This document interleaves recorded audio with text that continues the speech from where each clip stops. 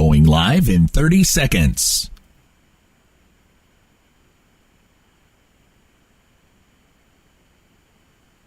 Live in 20 seconds.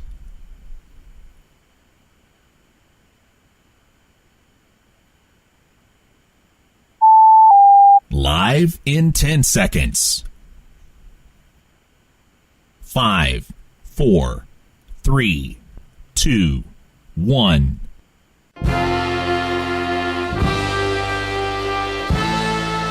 And now it's time for Powell County Pirate Sports on the Powell County Sports Network. For a full list of games to be broadcast, the platforms those games will be broadcast on, and the sponsors that support this event, please visit listenlikealocal.com and click on the Powell County Sports Network banner on the home page. Select games will be broadcast on a combination of platforms, including 104.9 FM The Pickup, NFHS Network, WSKV-FM on Facebook Live, at Powell County Sports Network on YouTube, and streaming audio accessible on any internet-connected device. Just say, "Hey Google, Siri, or Alexa, play Pickup Country 104.9 FM," or visit listenlikealocal.com. Powell County Pirate Athletics broadcast is made possible by great sponsors, but to continue to bring you the many high-quality broadcasts, we need your help. If you own a business or are part of an organization, church, or nonprofit and would like to support the broadcast of the Powell County Pirate Sports while promoting your brand to loyal listeners like you, just give us a call, 606-663-2811. Don't forget, you can directly support Powell County Pirate Athletics by purchasing an annual subscription to the NFHS Network at nfhsnetwork.com. You can also directly support your Powell County Pirates by attending games in person. Get your tickets at the GoFan app. You can also find links to NFHS Network and the GoFan app at the Powell County Sports Network page at listenlikealocal.com. And now, let's join our PCSN broadcast team live at the game. And welcome, ladies and gentlemen, to the Powell County Sports Network coverage of Powell County High School athletics. Ken Simon, along with David Faulkner, Ethan Moore, our videographer and technical support, and Angela Osborne back in the studio with us here tonight. As Nevaeh, normally who is with us, she's celebrating her 18th birthday, so happy birthday to Happy birthday! Nevaeh. We would sing for you, but we don't want to. Yeah, we don't want to do that to you. But anyway, we are here on senior night as the Powell County Pirates playing host to the Bath County Wildcats, as the Pirates and Wildcats coming in with a record, Bath County 16-16, Powell County 12-17, head-to-head over the last. Powell is 9-4 head-to-head and 3-0 over their last three. So the Pirates have kind of been successful against this Bath County program over the years, and hopefully it's the same thing here tonight as far as it being senior night. There are several seniors. We'll get to those as they'll be having a ceremony coming up. And for the Wildcats, Patrick Armitage is the head coach, and for the Powell County Pirates, Frank Spencer. And, David, it's been a while since we've actually seen the baseball team. They've been on the road for quite some time. And we've done the girls' games, softball games, but here back in action tonight are the Powell County Pirates on senior night. It's been a couple weeks at least, right, since we've seen baseball action. So, and I think it's been about a week and a half since they've been at home. So it has been a bit since we have seen this team last, playing a little bit better. A little bit later on, maybe peaking at the right time this season.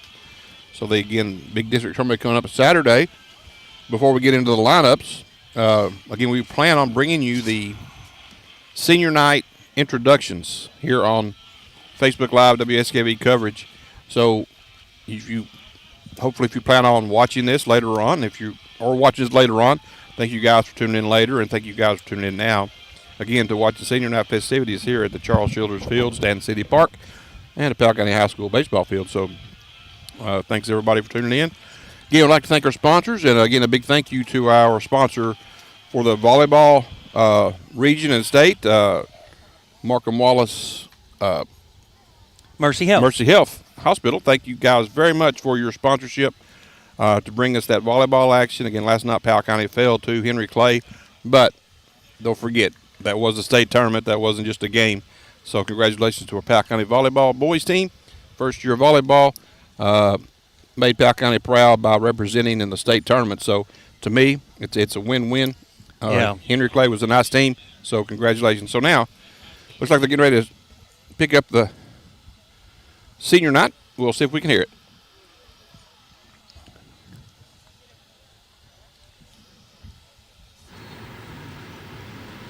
I hear the air. Well, he quit talking by the time I said something. So Yeah, that he did. while we're waiting, I guess we can go ahead and give you the lineups. First for Bath County, our visitors, at shortstop, it'll be number 7, Preston Russis, I would assume. Correct. Number 12, Zane McCarty. He'll be doing the catching tonight. Isaiah Williams will be playing third base. He'll be wearing number 11. Number 40 is Colton Carpenter. He'll be playing first base. Number 25, Jack Beckler. Or is it Buckler? Buckler. Buckler should be in right field. Carry my own righty. Number 10, Cooper Cox will be the designated hitter. Number 14, Memphis Beetle. He will be doing your pitching tonight. 00, Mason Dillon. He'll be playing shortstop. Number 22, Gage Thompson will be playing second base. And number 30, Montana Brashear will be playing center field. Will not be in the batting order, at least as of right now. So Coach Begley, a couple of players are now taking the field to receive the senior introductions. Or was that actually that's Coach Spencer? Sorry about that. I need to go back. Either you or I have made a mistake on our book there. Actually, Russis is the left fielder. Yeah, I said left field, right? No, you said shortstop. Well, okay. His number is 6, which is why I said that. He is in left field, yes. And then Mason Dillon is the shortstop. Yes. I just misspoke and saw Okay, number there 6. you go. All right, just make sure we're on the same page. My fault. Looks like our high school principal, assistant principal, out with the flowers. Coaching staff out doing the line with the players. You know, always enjoy these ceremonies in many respects. You know, they do it right, regardless of sport, right, to recognize these seniors, for all of their time and effort spent on the field, practices, games, traveling to represent Powell County High School and our community at large. Again, we do have several seniors that are on this Pirate team. I believe it's 6, if I'm not mistaken. 5 or 6 for sure. Again, still waiting on the go. Still hearing air, but it's not necessarily the hot air that we're. Well, it's nothing. It's not facing me. It's not ours, right? Pretty good crowd out here at the city park. They've got little league games going on. We've got some fine kids parking. playing. Good luck. Kids playing over on the basketball court. The high school lot almost, well, not full, but the high school lot's pretty busy. The auxiliary city park lot is very, not full, but it's getting close. Did you have to park over there? I did have to park at the high school parking lot, so I left my sunglasses, but I'm not walking back to get them. See, if you didn't get the memo like me, you'd have been here on time. Could have had one of the prime spots. I got the memo. It was starting late and didn't pass on the information to my colleagues here. That's all right. But I wasn't sure about the info myself, so I didn't get any guarantees that it was correct. While we're still waiting, the Powell County lineup will be number 20, Carter Poe. He'll be in right field. Number 5, Levi Wells will be playing shortstop. He'll be one of your seniors. Number 2, Drew Miller doing the catching. Number 1, Dylan Carter, another senior, playing first base. Number 32, Chase Mollahan. Go ahead, just keep going. Be Chase Mollahan at third base. Number 10, Bo Begley. Second base, I can't hear him in my ears. So Ryder Linden in the 7th spot, number 17, the DH. Well, at least you can see it on the video. I will tell you who they are. Brady Halcomb, number 3 in left field, and on the mound will be Kane Knox for the Pirates. And then playing center field will be Tucker Ramsey, not batting in the order, at least as of now. So they stopped with the announcements. We couldn't hear over our headphones. I'm not sure if you all could hear or not out in our listening audience. Sounded like the mic went off. Okay, so they're got a little technical difficulties over in the Pirate press box, if you will. The old concession stand window. Anyway, be busy here tomorrow night. Supposed to have a game with Montgomery, but the weather looks really treacherous for tonight, tomorrow, through early Saturday morning. Not that that game has officially been canceled by any means, but Coach Spencer ended up saying, if they can even get in some practice tomorrow, that would be beneficial in and of itself, right? All right, Bo Begley was the first senior introduced. Escorted out by his mother and father, Sandra and Josh.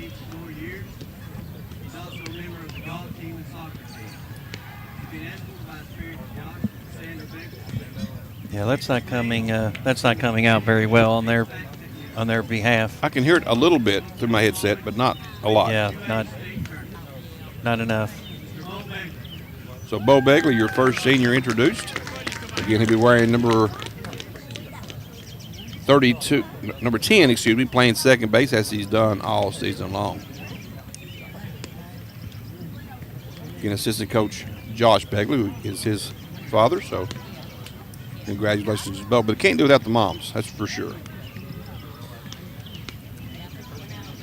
Have the numbers actually on the grass there. Yeah, I see them now. Which looks nice. 4, 5, 6, 7 looks like 7 seniors.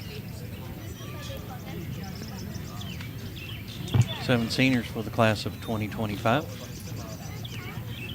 Looks like the next senior will be Dylan Carter.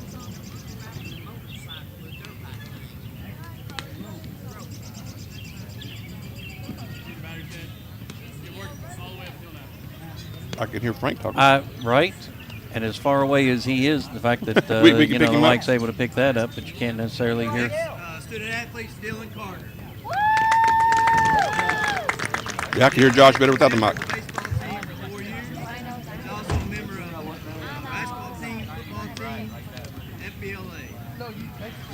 Escorted by his parents, Frank and Karen Carter, brother Tyler, sister Allen. So the whole family. Plans, working as an electrician. Dylan's most memorable moment is winning the 2A state championship. Dylan Carter. Yeah, it's one thing about this group of seniors. They were part of the 2A state championship team last year. Yes. And there were high expectations, I think, for this team this year. Had good pitching coming back, a lot of good offensive players. We did lose 6 or 7 players last year, most starters. But this is, to me, it's a good group that kind of underperformed this season. But the kids themselves, gotta love them. And Dylan Carter, probably one of the best kids probably I've ever met. Had a tough year. His knee injury, first game of football. Brody has been a member of the baseball team for 1 year. Brody Halcomb. Member of FFA. Brody not in the lineup in left field. In wearing number 3. Plans being a vehicle maintainer at US Air As Dylan's still going through the line, and moment. Brody going to follow. Played baseball last year. Brody out. His parents with him. Just real quick, as far as what you said, as far as the team expectations, they've won quite a few games over the last little bit here. Their lone loss. Our next senior is Oh, Mr. there we Kane go. Knox. And now we go. Now we got it working. Kane's Ethan. been a member of the baseball team for 4 years. He's also a member of the bass fishing team, FFA and FCA. He's been escorted by his parents, Melanie and Anthony Knox. Kane's future plans include studying land surveying at EKU. Kane's most memorable moment is winning the 2A state championship in Owensboro. Mr. Kane Knox. Yeah, Kane will be your starting pitcher tonight. Escorted by his mom and dad. I don't think Anthony misses a game. And probably doesn't miss the fishing tournament if I'm not mistaken. Next we have Ryder Linden. Ryder Linden, the next Ryder's been senior, a member of the baseball team for 2 years. will be number 17. He's will be also a your member of DH. FFA and the bass team. He's been escorted by his parents Dee and Jason Linden. Ryder's future plans include attending MCTC and becoming a certified HVAC technician. Ryder's most memorable moments are bus rides to and from games and winning the district championship his freshman year. Mr. Mr. Ryder Linden.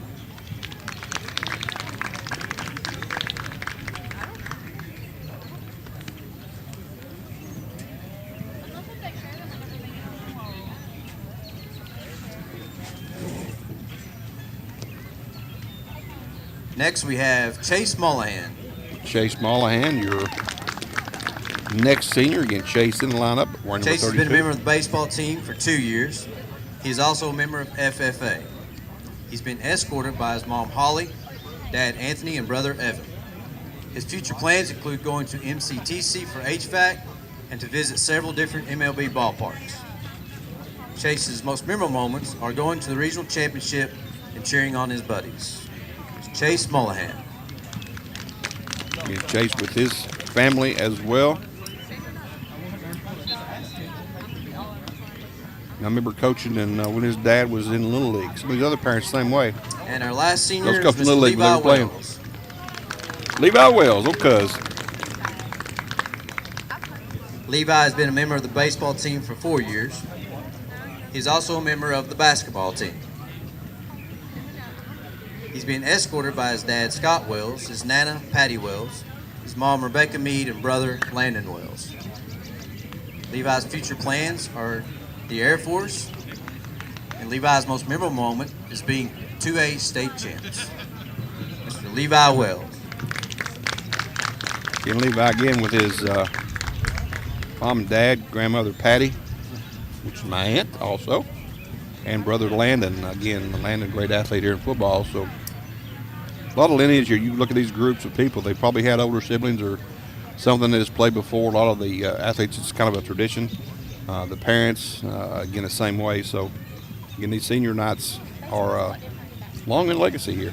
You know, even last night we were talking as far as tradition, and not that we necessarily have a long tradition in football, but it's that legacy, right, where your grandfather played, your dad played, your uncles played, you know, or no disrespect to any of the ladies or the moms or anything, but I'm just saying it becomes more family-oriented, you know, in order you're going to follow in those footsteps. So, again, it's good to see that lineage, right, carry on down the line. And, you know, I was fortunate enough Let's to see give all our some seniors of that one big coaching round of softball applause. for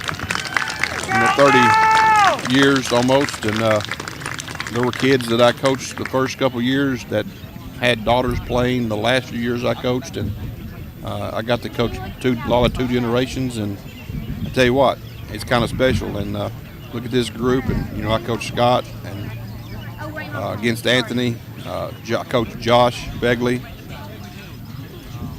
Anthony coached against Anthony, also kind of room next door to him in college.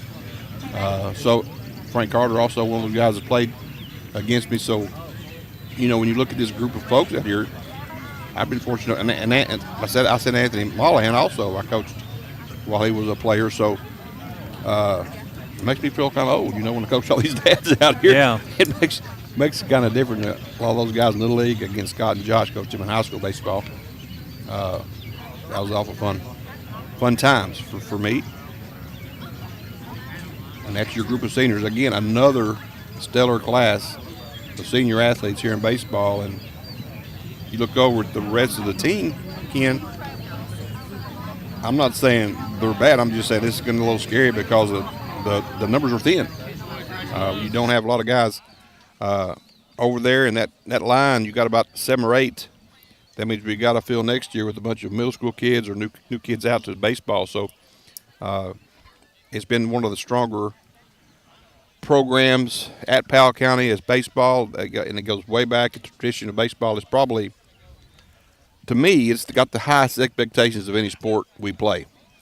Again, I think there is some expectations in basketball always, but I'm not sure the level of expectations is any higher than this sport right here. Again, I've coached here. I know what the pressure looks like. I've seen coaches fired. I've seen coaches asked to resign. I've seen coaches come in and leave under some pressure sometimes. So, listen, this is not a laid-back sport. And most of the time, this is high expectations. You're expected to compete in the region every single year. Yeah. In baseball. And you hope to get all their programs that way. That's the goal, is to get every program you have. So the parents will be throwing out the first pitches. And let's see, hopefully they'll do it one at a time. If they do it all together, we can get some kids hurt. Well, I don't know. There's no telling which guys are going to go. You know, Make sure everybody's matched up with the right player. so if you're on Scott's right or left, watch out, guys. I'm sure Scott can handle it. Landon's trying to tell Scott where to throw it. Hey, Not maybe too they learn how to bad. play for their moms. 'Cause Right? Moms do pretty good right there. Yes, they did. Impressive. That was nice. Good throw, ladies. I'm going to go back real quick, something I'd kind of started before they ended up doing this, talking about expectations. They're 7-2 over their last 9 games. Like I said, they've been And playing Frank- better baseball, and, right? Yeah, and Frank ended up saying, like, what they've been doing here lately is the team he expected to have early on. Now, with that being said, you're peaking at a great time, right?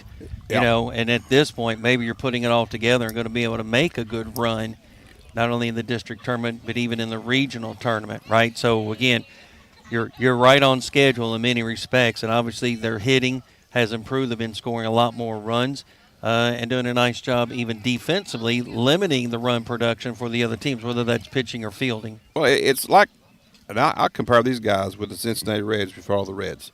The pitching, they got really nice pitching at the top. They've got pretty good defense. Sometimes they don't show up and hit. And that's just like what the Reds do. And at times they'll have blowout games, and at times it's like they'll really struggle to find a run. So lately, they've been finding the scoreboard a little bit more often, and the pitcher's still doing the job they've been doing all season. So that's a good thing. Now, again, they'll be playing again. I doubt they play tomorrow, but again, we have to put it out there that they're scheduled to play tomorrow. And then on Saturday, they'll be right back at it again with Lee County. In district play, they've had 2 close games with Lee, and I call them close, closer than they've been in years. And tonight, going with, I don't know, 1A or 1B, whatever Kane is to me. I think he's a solid 1. We'll see how long he goes. I mean, I think that he needs to be available for Saturday, but I'm not coaching the team. He's a kid that can go out and give you 7 strong innings and shut anybody down. And he has faced Lee County at least once and did a pretty good job against them. So Yeah, picked up the win. you're right. But again, those wins came, 4-0 and 6-2, maybe 6-1. But wound up being kind of close. Powell County, actually, I think it was a 3-1 game going into the 7th. Powell County added on in the bottom of the 6th. They added on some runs to make it a little bit easier. But again, it was a close game going to the 7th inning. So it's nothing that you go into that district first round game and take lightly. That's a game. If you go and don't show up for that one, you come to the house, you're done for the season. And again, let's hope that the Pirates will come out. Obviously, it's district tournament, a lot to play for, right? Yes. You know, you lose and you're done in that Done. that opening round. So obviously, I mean, that first game is the most important game moving forward. Obviously, you know, every game matters. You know, you want to win them all, but that very first game, if you don't win that first game, then at that point, you know, your season is over with. So Lee County, no pressure, right? They're not necessarily expected to win statistically, Correct. as far as historically. So therefore, you know, they're not necessarily expected to do that, but they're going to come in, relax, and obviously they've had 2 close games against the Pirates. They're probably going to come in a little bit more confident, thinking we can pull the upset, if they're even upset-minded. You know, they're going to come in thinking that they're going to win regardless. They have a gentleman in Lee County right now helping coach up there. His name is Gene Combs. He has been around a lot of different really good programs. The last time Lee County was good, Gene was there. Gene's went on to play. He's coached at Montgomery. He's coached at, I think, Madison Southern maybe. He's been around several places of good baseball, and to me, he's one of the finest coaches in this area. So if he brings back to that program what I know that's maybe there, you can never look over that team. So Coach Combs does a fantastic job. That being said, you know, Powell County should be the favorite going in. They are the favorite, but favorites don't always win. And again, I'm always the guy that the first game is a stress game. The second game you relax. Now, Estill County should have a much easier time against Owsley County than what Powell has as a 2 seed. But that obviously they tied for the number 1 seed. But the tiebreaker is RPI. RPI, they were I think 12 points ahead of Powell County, and that's the tiebreaker. Both boys and girls were both tied with Lee as far as who picked up the higher seed. The boys, again, 12-point difference. And in the girls' action, there was only I think, 0.2 points between the two. Powell County picking up the 2 seed by a couple of percentage points. So it makes it interesting when you go into these games. Definitely the softball game is going to be very well contested. The baseball game could be well contested, and it's kind of a scary thought. First time we've been really contested here for the last, I don't know, maybe 10 years or so. We really haven't had anything but blowouts in that first round. Right. Again, that's scheduled for Saturday afternoon. The girls scheduled to play at 3 o'clock. The boys at 3, girls at 5. Yep. Excuse me. So again, weather permitting. If not, it'll be moved to Monday. So again, stay tuned. We'll keep you updated, and always you can go to the KHSAA website. You can go to the WSKV sports website, Powell County Sports Network. Again, for all of that, and we do plan on having that for you. Let's hope that the cloud cover remains, right? That way we don't have a sun delay.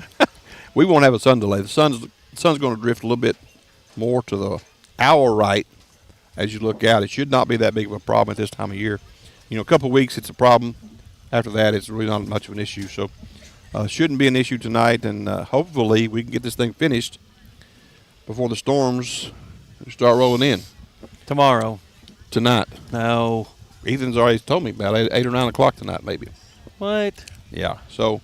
Who's he getting his info from? I'm just kidding. Well, I just know this: when he tells us he's getting ready to do something, he's usually right on it. So. I think he said they're moving into Western Kentucky. A big old blob of rain has hit. I can see it about E-Town. Is that about right? Yeah. So down around Litchfield, Kentucky. So we're only probably an hour and a half away, probably from maybe seeing that first rain. So 2 hours. So what you're saying is going to hit the Kentucky River and just stay north. Well, it looks like it's moving due east, north. west-east movement, I believe, and it's tracking dead west-east. So it's going to come this way. It's tracking.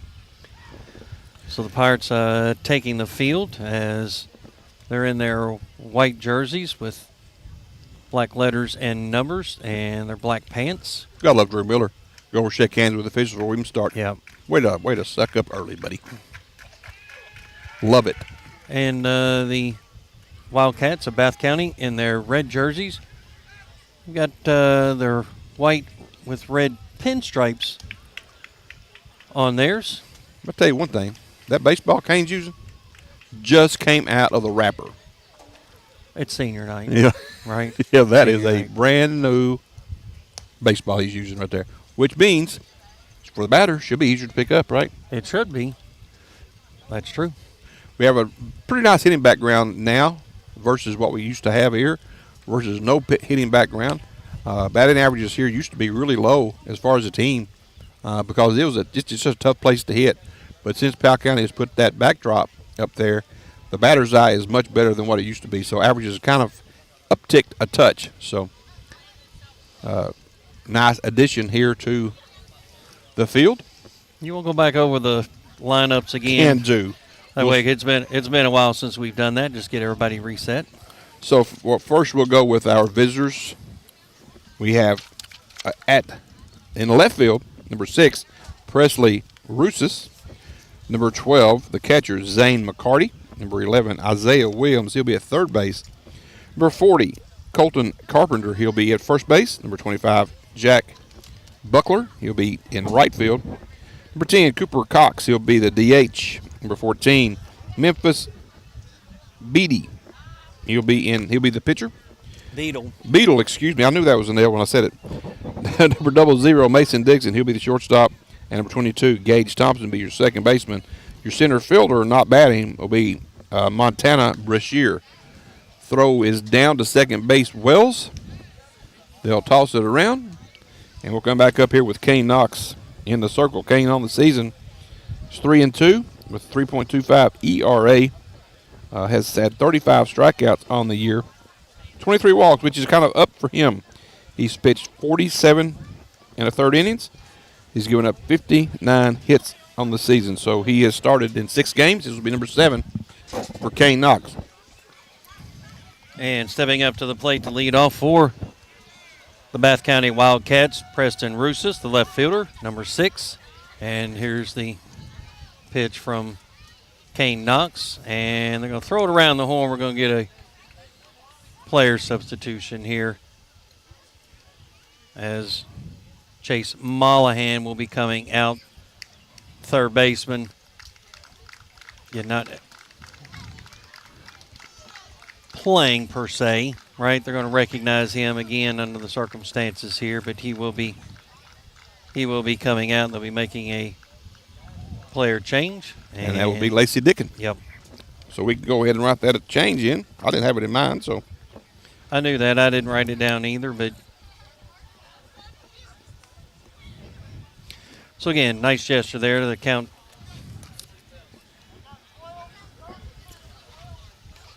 Twelve for 32. So Dickin in his normal spot down third unless he's on the mound. It's going to be a 1-0 count. And here's the pitch. Miss on the inside, making it 2-0. Now I'm not sure that I think they would have to count the first pitch. He said it. He motioned to it. Well, I'm That's looking why at I the said scoreboard, so 2-0. yeah.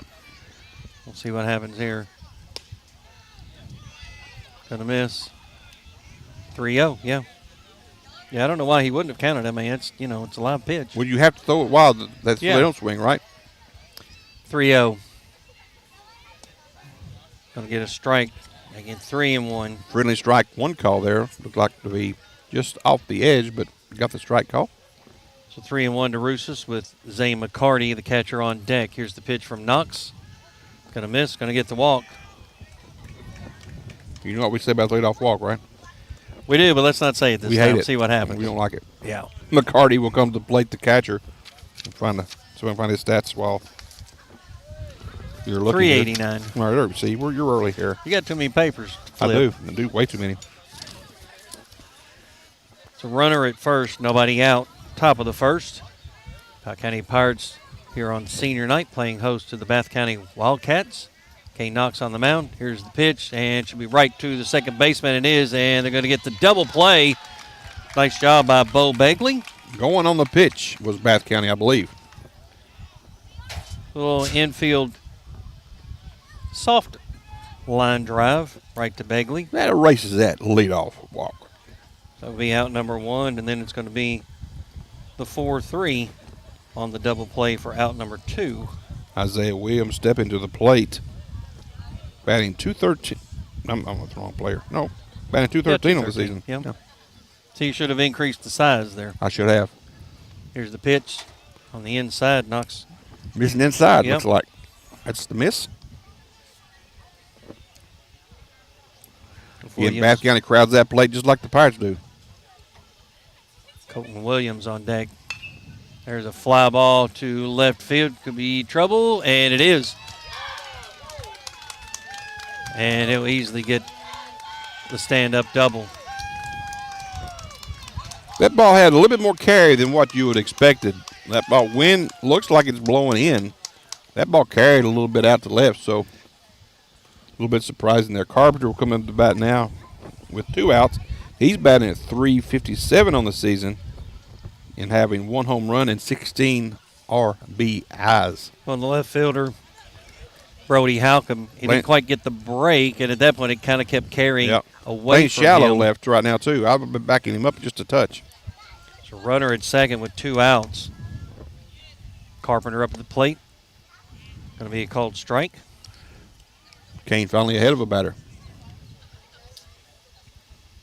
It's a tough job to pitch behind.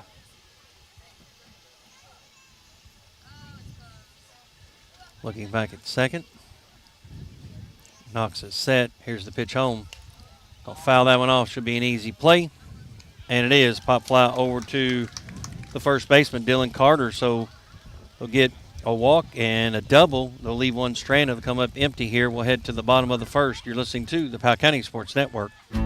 At Powell County Farm Bureau, James Dennis and Anna Tipton offer unmatched dedication and personal attention. If you're looking for a specific insurance product, they offer auto, boat, church, commercial, earthquake, farm, flood, health, home, life, mobile home, motorcycle, umbrella, and more. If you need it insured, stop by and see your insurance company. That's Powell County Farm Bureau. Big on commitment. Located at 170 Court Street in Stanton, or call them today at 606-663-2222. That's Powell County Farm Bureau. Big on commitment. In Kentucky, we understand what matters: family, friends, community. But sometimes we hurt. At Mountain Comprehensive Care Center, we believe in hope, and Mountain's behavioral health professionals want to be there for you every step of the way. Together, we can overcome the challenges of depression, PTSD, addiction, and so much more.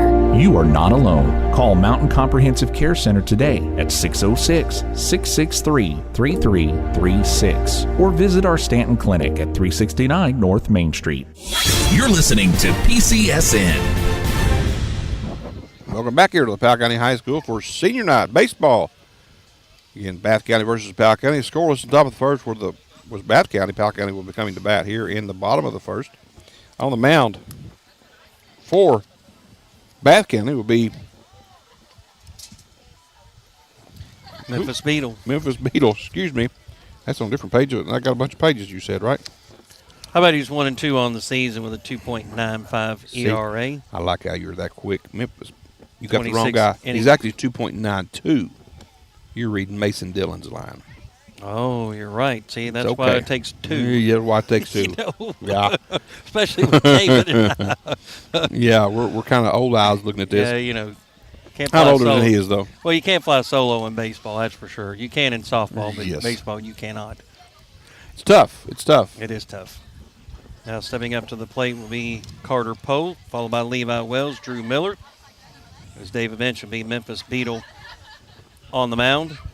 Carter is batting .352. I think when we last saw him, he was in the mid to low twos, and now he's upticked to .352 where he should be. So Beetle on the mound. Zane McCarty behind the plate. There's a chopper to first, and easy one hop fielding by Carpenter for the unassisted out. Maybe a little anxious on that. I don't think that's a pitch he would probably swing out again. Little inside, not really his pitch to drive. That being said, it's one out. Levi Wells coming to the plate. Levi has stayed in the 219. He was around 150, so he's raised his average by 60 in the last couple of weeks. Here's the pitch. There's going to be a strike. Maybe these bats starting to warm up at the right time, Ken. Wells, the shortstop for the Pirates. On deck, the catcher, Drew Miller. Here's the pitch from Beetle. He on the inside, going to miss. 1-1 the count. One out here, bottom of the first inning. Still scoreless between the Powell County Pirates and the Bath County Wildcats. Here's the pitch. Pop fly, and she'll be caught by the first baseman. And it will be. So the unassisted out, then the pop-up for out number 2. Brings Drew Miller to the plate. He hit in .323 on the season. Got a good bat this year. Not that he hasn't in the past, but he's been consistent. Probably been the most consistent hitter all season long for the Pirates. Does a nice job behind the plate as well. Fantastic job behind the plate. Here's the pitch from Beetle. A slow roller down to third. Long play, and it's going to be safe. He's going to round all the way to second. He may try go to third. I believe he will. And he's going to long throw. You got to get down, and he is out. I like to gamble. I do too. I'll take that every day. Nice play that time by Carpenter, the first baseman, to retrieve that one.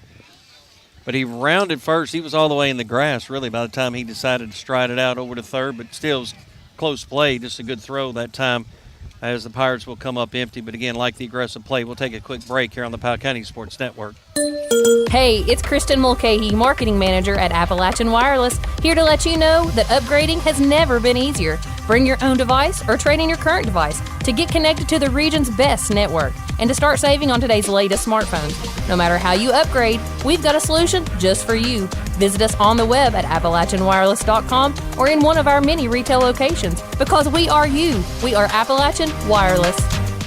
Toyota South in Richmond is moving forward. Family owned and operated since 1915. Meet General Manager Charlie Johnson. I was raised right here in Powell County by my grandparents. They taught me to be honest and treat others with courtesy and respect. And that's what you can expect from me. I would like to personally invite you to take the short drive to Toyota South in Richmond. Whether you're looking for a new or used vehicle, as General Manager at Toyota South, I will make your short drive well worth your time. Come see me soon at Toyota South in Richmond. Toyota South in Richmond. Online at toyotasouth.com or call their friendly staff at 877-605-4326. You're listening to the Powell County Sports Network. Yeah, welcome back here to the Powell County High School. Dave Faulkner along with Ken Simon, Ethan Moore doing all the other stuff that we're not doing. Yeah, everything that we don't do. I also did some work on the PA to get it working over for the senior night festivities, so doing triple duty as always. Mr. Ethan Moore. Drew Miller just coming back to the field. So Kane Knox will be in for the second inning. I did question how many pitches he may throw here today. I could try to be eligible for Saturday. Hey, look what I found. You found a paper clip. I think mine's still in my bag up here. I put it up, tried to hide it, and it's been hidden ever since. Drew. Stepping up to the plate, the lead off here in the inning, the number 5 hitter in the lineup, number 25, Jack Buckler, the right fielder, followed by number 10, Cooper Cox, the DH, and then in the 7th spot, in the 3rd position here in the inning, number 14, the pitcher, Memphis Beetle. Again, Kane Knox on the mound for the Pirates here on senior night. Knox is one of the seniors. I have no stats on Buckler. Oh, I found him. Coming in at 268 on the season. Sorry about that. Pitch from Knox. Gonna miss low for ball 1. Still scoreless. Top of the 2nd. Here's the pitch. Goes after that high fastball for strike 1. Swing and a miss. Pitch is just so hard to lay off of, right? Looks like it's a beach ball coming at you. There's a strike a little bit lower on. See, that's the pitch you got to swing at, but you got to drive that pitch to the right field. If not, you just roll over it and it's a ground ball somewhere. 1-2 now the count to Buckler. Here's the pitch from Knox. Nice Swing curveball. and a miss. That was a nice curveball. He'll get his first strikeout on the night. That'll bring up the designated hitter, Cooper Cox. Cox on the season coming in at 268.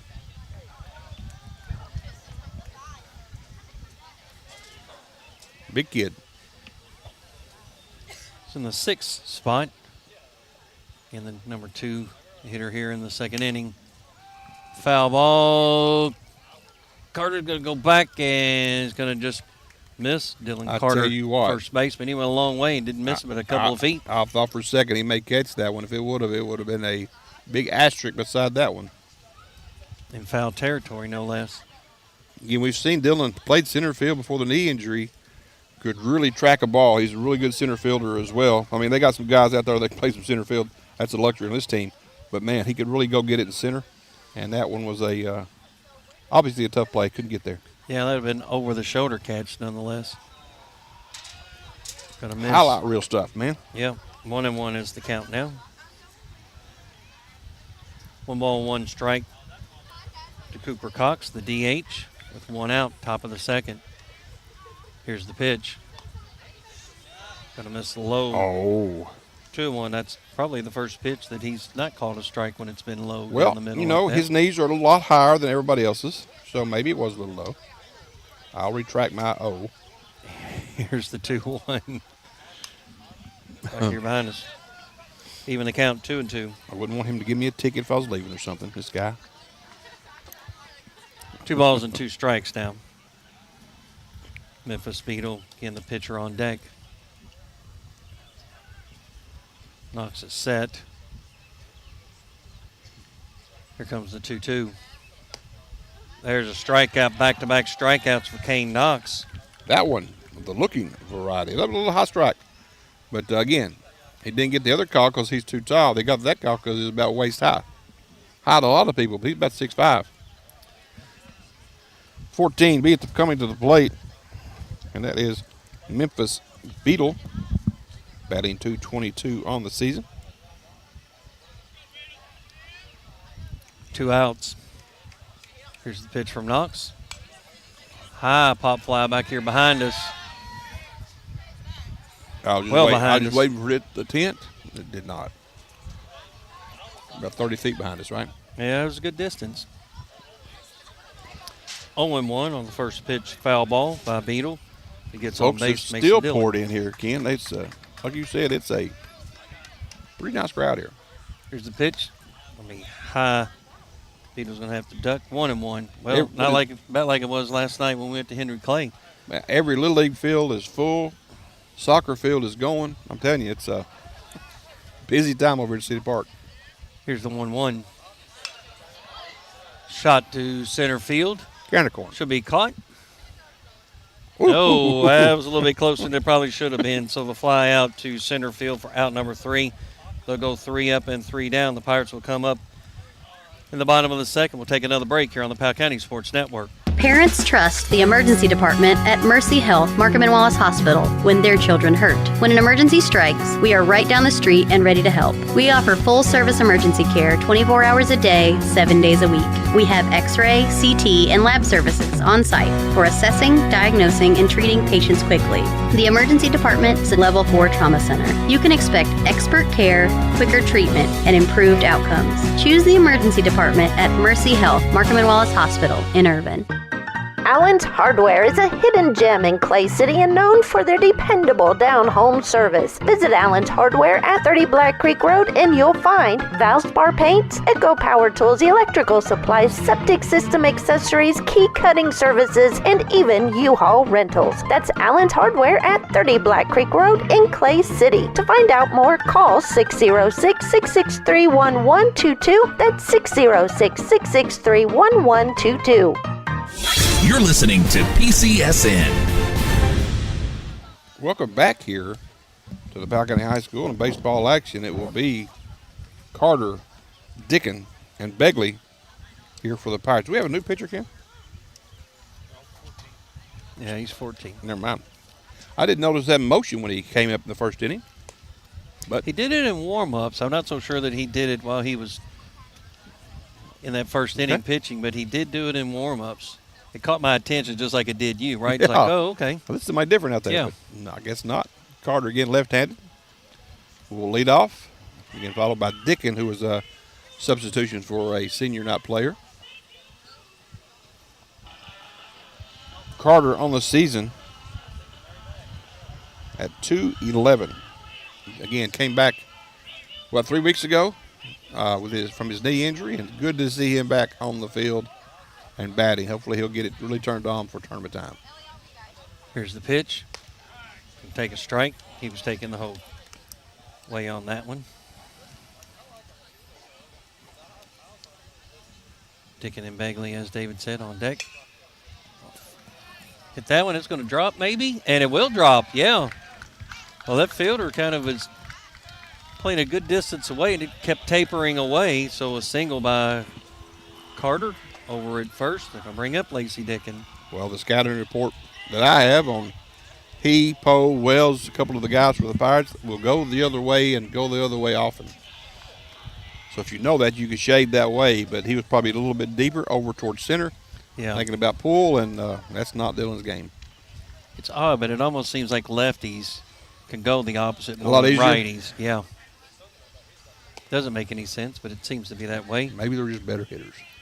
That could be true. Tony Gwynn was fantastic at it. Again, he was on the left side. Pete Rose, who's now eligible for the Hall of Fame, First also pitch from to left Dickin. side.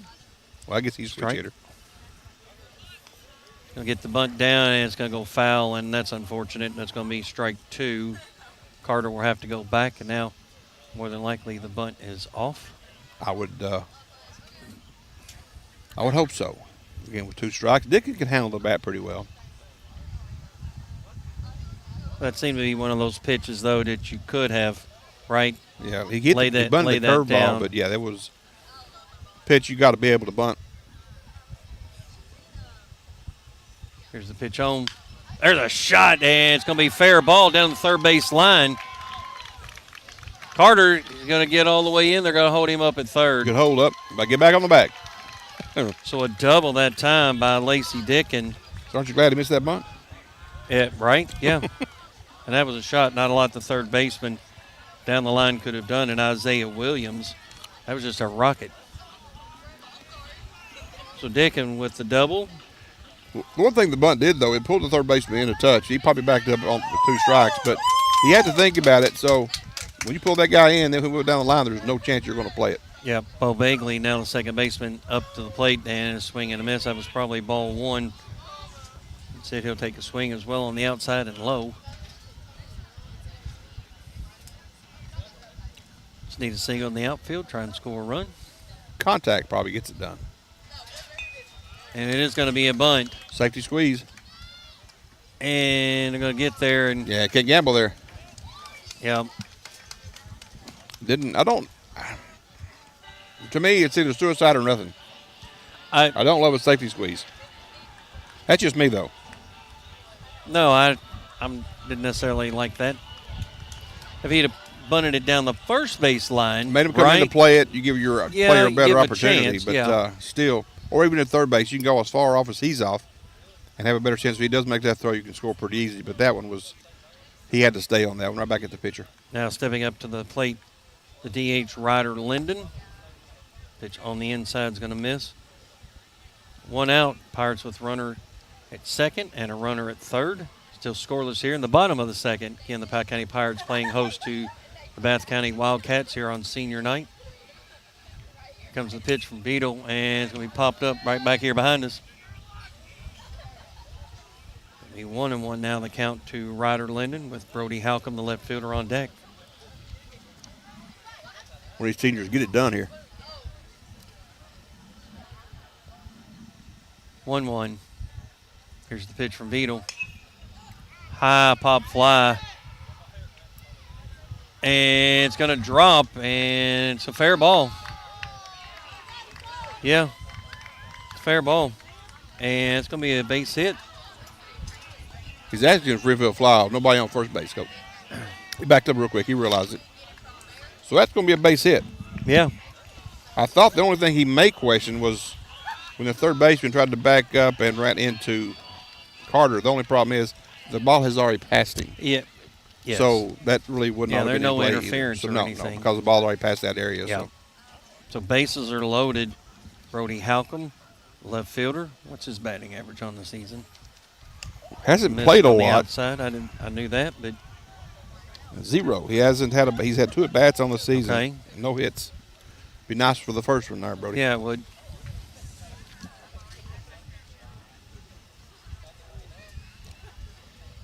Squeeze play. And perfectly executed. The throw down to first. They'll get that, but they'll get the Now, squeeze. what play did I say I like?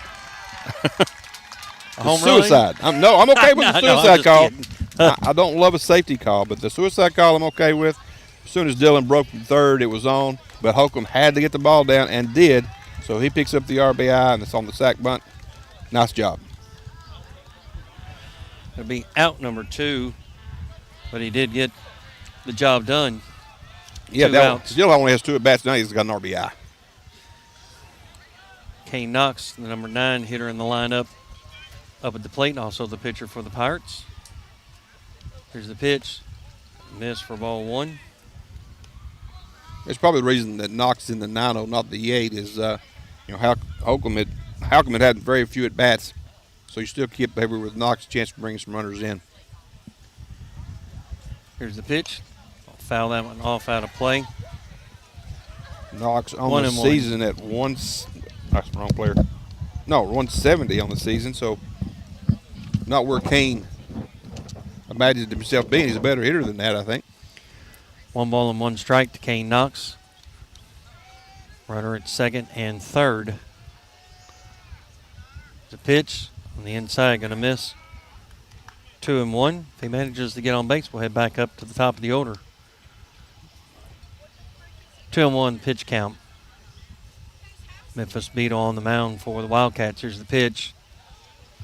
Yeah, this is a Gonna bat where you're talking about if Kane can get on any way with Poe coming up. Beetle is not an overpowering pitcher. It's something that Poe should be able to drive and handle. So you could have a big inning here if he walks, Knox reaches. Big pitch on the 3-1. He's And he'll gonna get the walk. Load him up. And that's a big at bat. Yeah, nice job by Kane Knox. And stepping up to the plate will be Carter Poe. First pitch swing that grounded out to the first baseman. Now we're going to have a runner. Yep. Curtis runner be Rogers. Lane Rogers going in.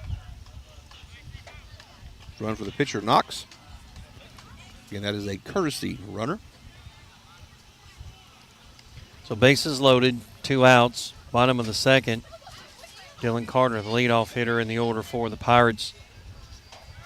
Stepping up to the plate, Powell County leading 1-0. Bottom of the second here on senior night. Here's the pitch. There's a shot, and it's going to get through. 1 run will score. They're going to get Linden in. Nope, they're going to keep the bases juiced. Now what are they doing? We're going to be in trouble here, and they're going to get him safe. Nice job by Rogers that time to get back, but Linden kind of rounded third and looked like he was going to try and come all the way in. Said they'd shake him up. At that point, Rogers had already kind of made that turn. So base hit, RBI brings up Wells to the plate. Bases still loaded.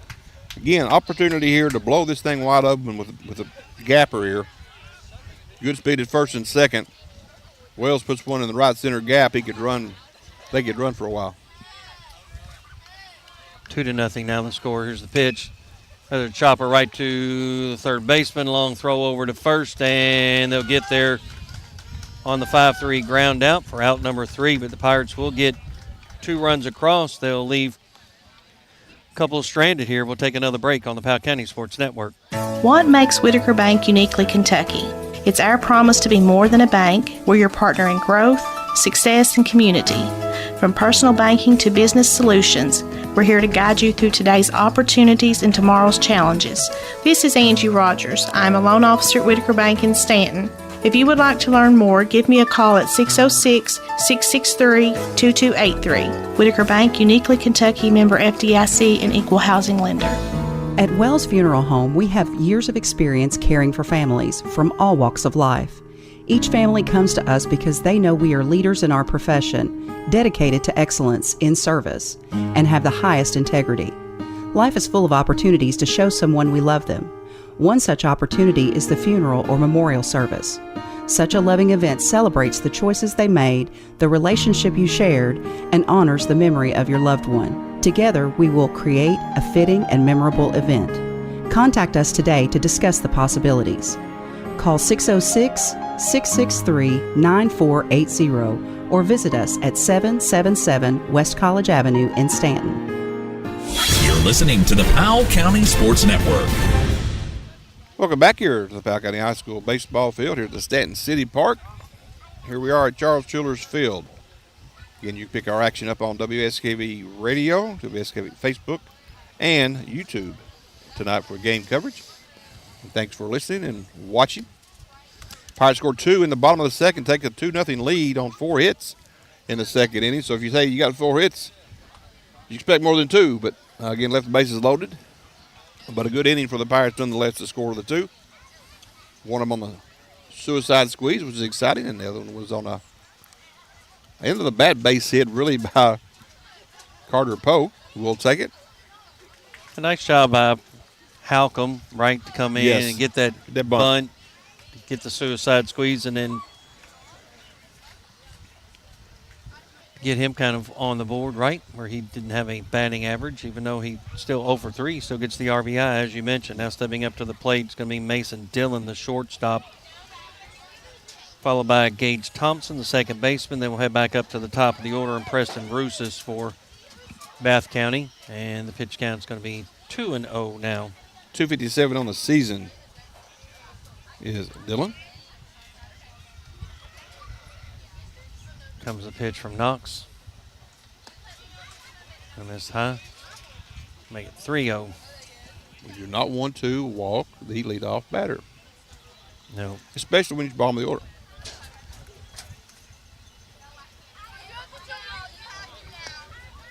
There's a strike. He got the top of the zone that time, right at letters. When you have an opportunity, can you reach the microphone up there in the Sure can. in Maybe. the fence? There you go. Want to protect it just in case. And it's going to be a foul ball. Miller's going to not get there or run into the fence, but good hustle. Got to climb that, Drew. Got to climb it. Listen, he would, right? He would, He yeah. definitely would. Going to tell take the you count full on the foul ball. Good to be having full count after getting a 3-0 start. Nice job by Knox to come back here now, 3-2. So 3-2 to Mason Dillon. Here comes the pitch. Going to miss. A lot of movement on that fastball. He just kind of moved all the way back in off the plate. So ball 4 and a walk. That'd be the second walk of the 3 innings to lead off for Bath County. Now stepping up to the plate, the number 9 hitter in the order, the second baseman, Gage Thompson. Runner at first, nobody out here in the top of the third. Bath County leading 2-0 over Bath County. Boys baseball action. Here's the pitch. There's going to be a strike. The girls in action tonight? They are, aren't they? On the road. Oh, yeah, that's what I thought. Yeah. But And tomorrow night's game was canceled. So 0-1 is the count now to Thompson. Here's the pitch. Runner goes and going to get a foul ball. That's probably one of those, if you're Thompson, you almost have to let it go. The batter's more than halfway down the line there, and I get you trying to. Well, some kind of get bunt something and run going, looked but- like a running bunt, but I don't love a running bunt either. You pop one up, and that guy's dead at first. Well, the pitch was on the outside as well, Yep. so that's why I'm thinking at that point you've got to be aware, situationally aware. And Dillon 5 for 5 on the season is stolen bases. 0-2. Runner goes. Going to pop it up. Miller's going to get underneath it, and he'll make the play. And He thought about it. He did, but the runner, Thompson, was kind of going down the line there and kind of impeded that to make that throw. He had a lane, but I think he wisely held up on that one. Now we're back at the top of the lineup with the Roosters. Again, left fielder walked the first inning, then doubled up on a little soft line drive to second baseman. Involved in a double play. Mm-hmm. Stand straight up. Throw back over to first. Dillon will get back easily. Here, when you get the number 9 hitter on base, you're down 2. I think you want to try to make something happen here. Depending on what your leadoff batter you think he can do. A little run and hit Almost action. expecting him to be going. Nope, swing and a Changeup. miss. Strike 1.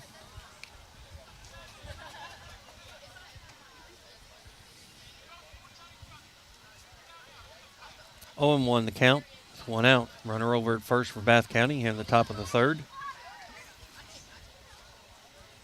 On senior night for the Powell County Pirates.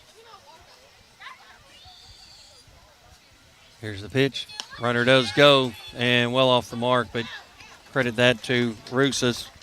Pitch was on the inside, and by the time Miller was able to get that and get it down the line, it was well off the mark, but a stolen base by Dillon. Picked a good pitch to run on. He got the curveball. He did. From Knox. And again, if you can get the curveball, that picks up your speed to second base as far as doesn't allow your catcher that much time to throw. So good job to pick the right pitch by Bath County.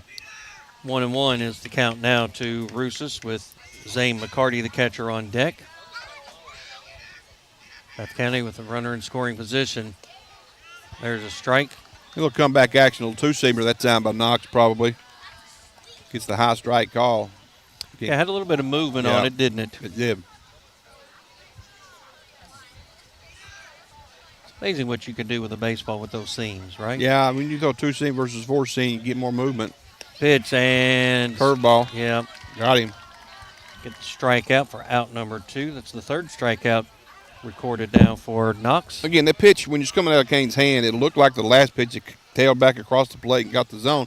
This ball went dead away. It had no chance hitting that pitch, but so it's nice pitching and setting him up by Kane Knox. So now Zane McCarty, the catcher, had a line drive to the second baseman, Bo Begley, his first plate appearance, which Begley resulted in the double play. And he's been aware he hit him last time. Pitch, there's a strike. Again, catching that back edge, backdoor fastball, if you will. Yeah, it looks like it's going to be on the outside, doesn't it? It just whips right back in. 0-1 with 2 outs, runner at second. Bath County with a scoring opportunity here in the top of the third. And right back with the curve. Again, he's following up that 2-seamer with a curveball. It's good because it's pitches that are in similar location at the start. Totally different finishes. You can make that work. You can put a lot of hitters down. 1 ball and 1 strike to McCarty. Knox just now coming set. Check over at second. I smell rain. Here's the pitch. Chopper and Just gonna saying. be foul. Do you smell rain? No. Oh, well. No, I'm smelling rain somewhere in the vicinity. I smell freshly cut grass is what I smell. I don't know how you don't smell that rain. It just happened. I just started smelling it. 1 ball and 2 strikes now to McCarty.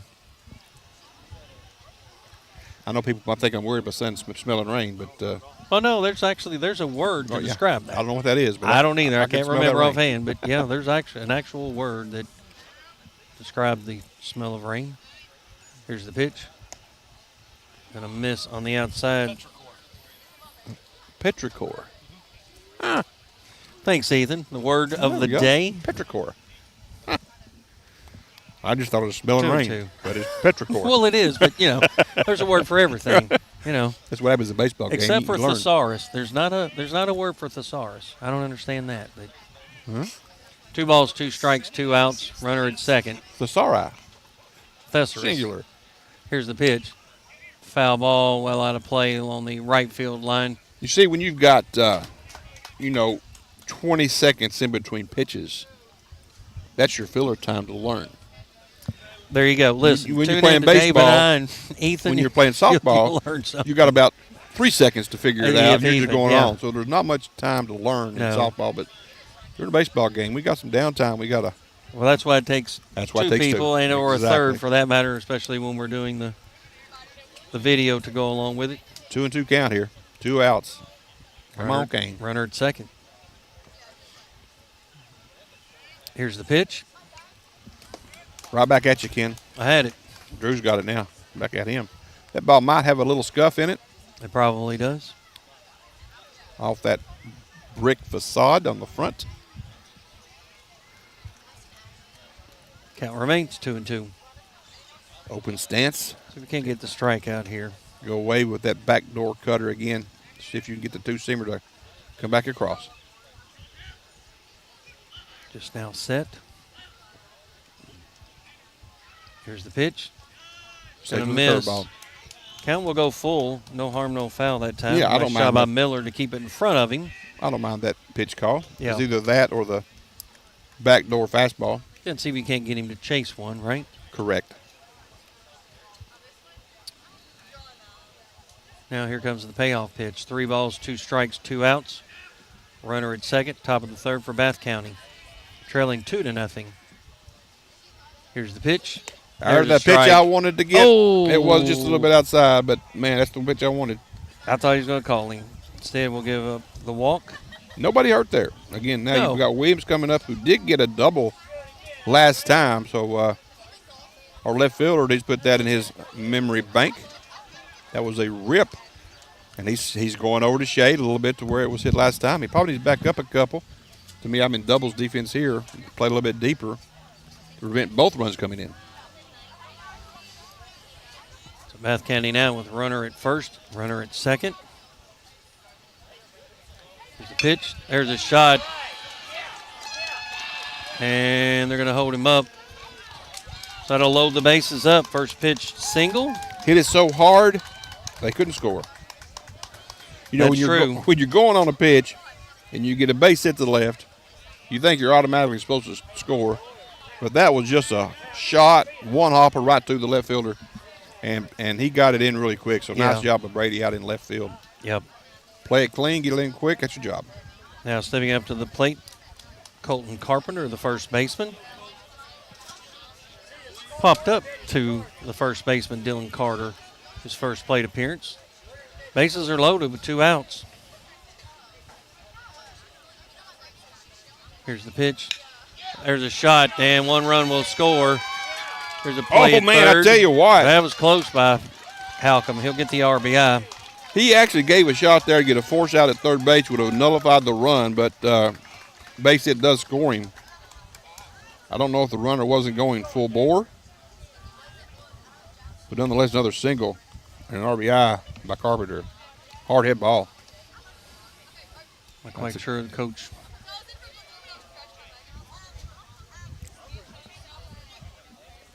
Wants a runner. Yep. Who was that second base? So Carpenter was the. They're going to have a pinch runner. McCarty. No, actually, it's going to be. Pinch runner. Yeah, that's right. You're right. For Williams. Yeah, for Williams, the third baseman. They'll pick up a little bit more speed. It's number 13. It's Jacob Breeding. Likely be a reentry, I would think, on the positions. Now stepping up to the plate, Jack Buckler, the right fielder. There's a pitch. There's a strike. Struck out his first plate appearance. Again, the bases are loaded. Bath County has scored 1 run here in the top of the third, trailing 2-1. Done most of their work here with 2 outs.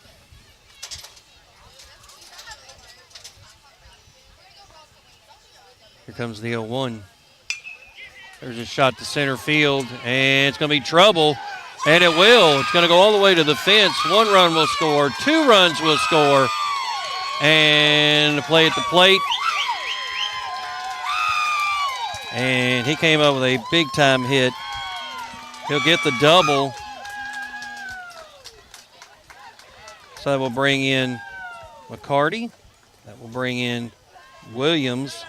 That will send Carpenter down to third and Buckler to second. And that will give Bath County the lead at 3-2. Well, you started off the inning with what? Walk. A walk. And then you give up another walk. And then a couple hits. Right? Yeah, a couple of hits. So those 2 walks really have been your 2 runs. And it's going to get by. Could be trouble, could be trouble. And unfortunately, Miller threw it a little bit too quick, probably. Not that he had a whole lot of time, but still. I was going to say he had really no chance of getting the runner. But no, he did not. Tell you what he did do, he threw it away where if Wells isn't coming hard to back up the throw, the runner from third would likely have scored on that play as well. So Cooper Cox, we didn't have a chance to even say who he was. Before the pitch went wild? The DH. Struck out looking last time up on the high strike outside. 1-0. Bath County 4 runs here in the inning. Here's the pitch. Chopper right back to Kane Knox.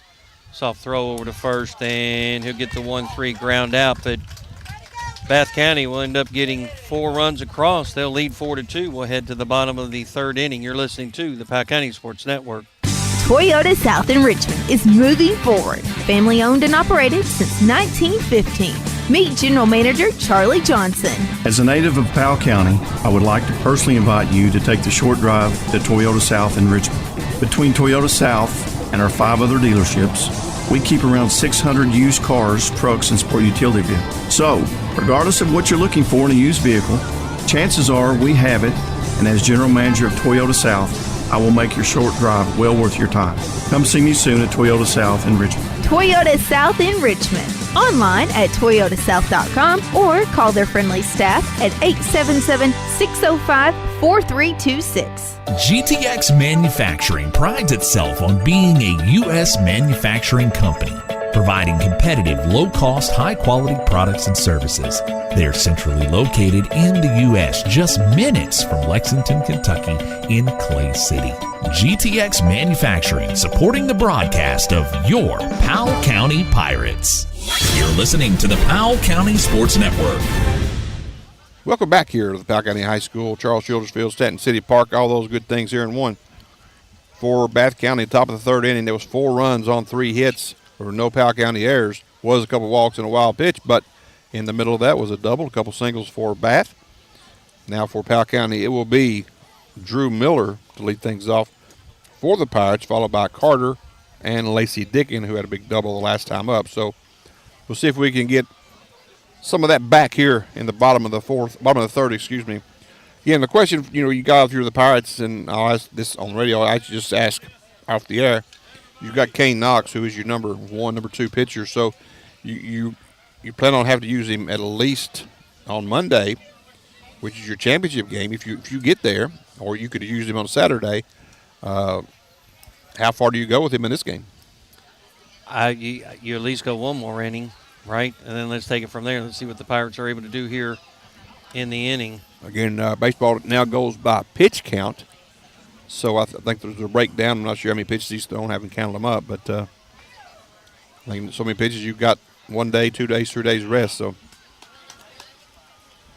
1-1 the count now to Drew Miller, followed by Dylan Carter and Lacey Dickin. I think you'd have to throw over 100 pitches, I believe, to not be active for Monday. So, it's 4 days rest. Maybe you're eligible anyway. And all of those runs scored with 2 outs. And earned runs too, though. Maybe we could get him back here with a leadoff walk by Miller. 2-1. Yeah, you gave up the leadoff walk. And then a pop-up here behind us. Pop-up and then a strikeout and then another walk. So at that point, Russell Carter. Two walks in order to kind of get things going for them. And then you have 2 singles and a double. So at that point, kind of a tough inning for sure. 2-2 now is the count on the foul ball to Miller. Memphis Beetle, the pitcher for the Wildcats. There's a shot, and it's going to drop in. And he'll get the single. Nice hustle down the line by Drew Miller to lead things off. Yeah, he don't hustle down the line. Yeah. He's thrown out at first base. Yeah. I got thrown out at first base one time like that, so that wasn't fun. Hit it hard to right field, and they threw me out, and I showed my speed, right?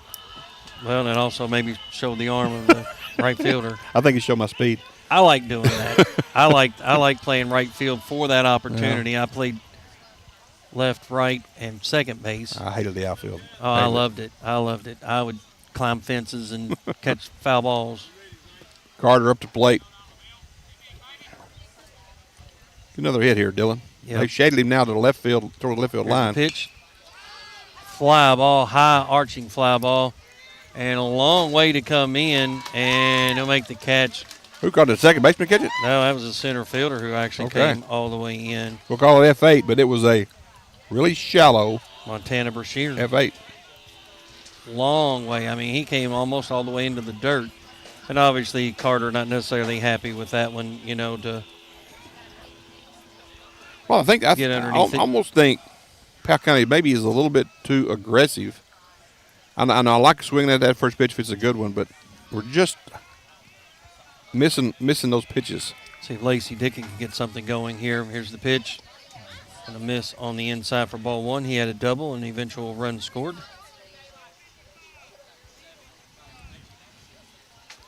I didn't mark down. How did Carter come in last time?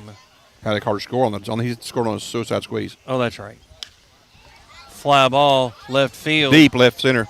Deep left, and Brashear will get underneath that one. So back-to-back flyouts to center field for out number 2. That was the first pitch.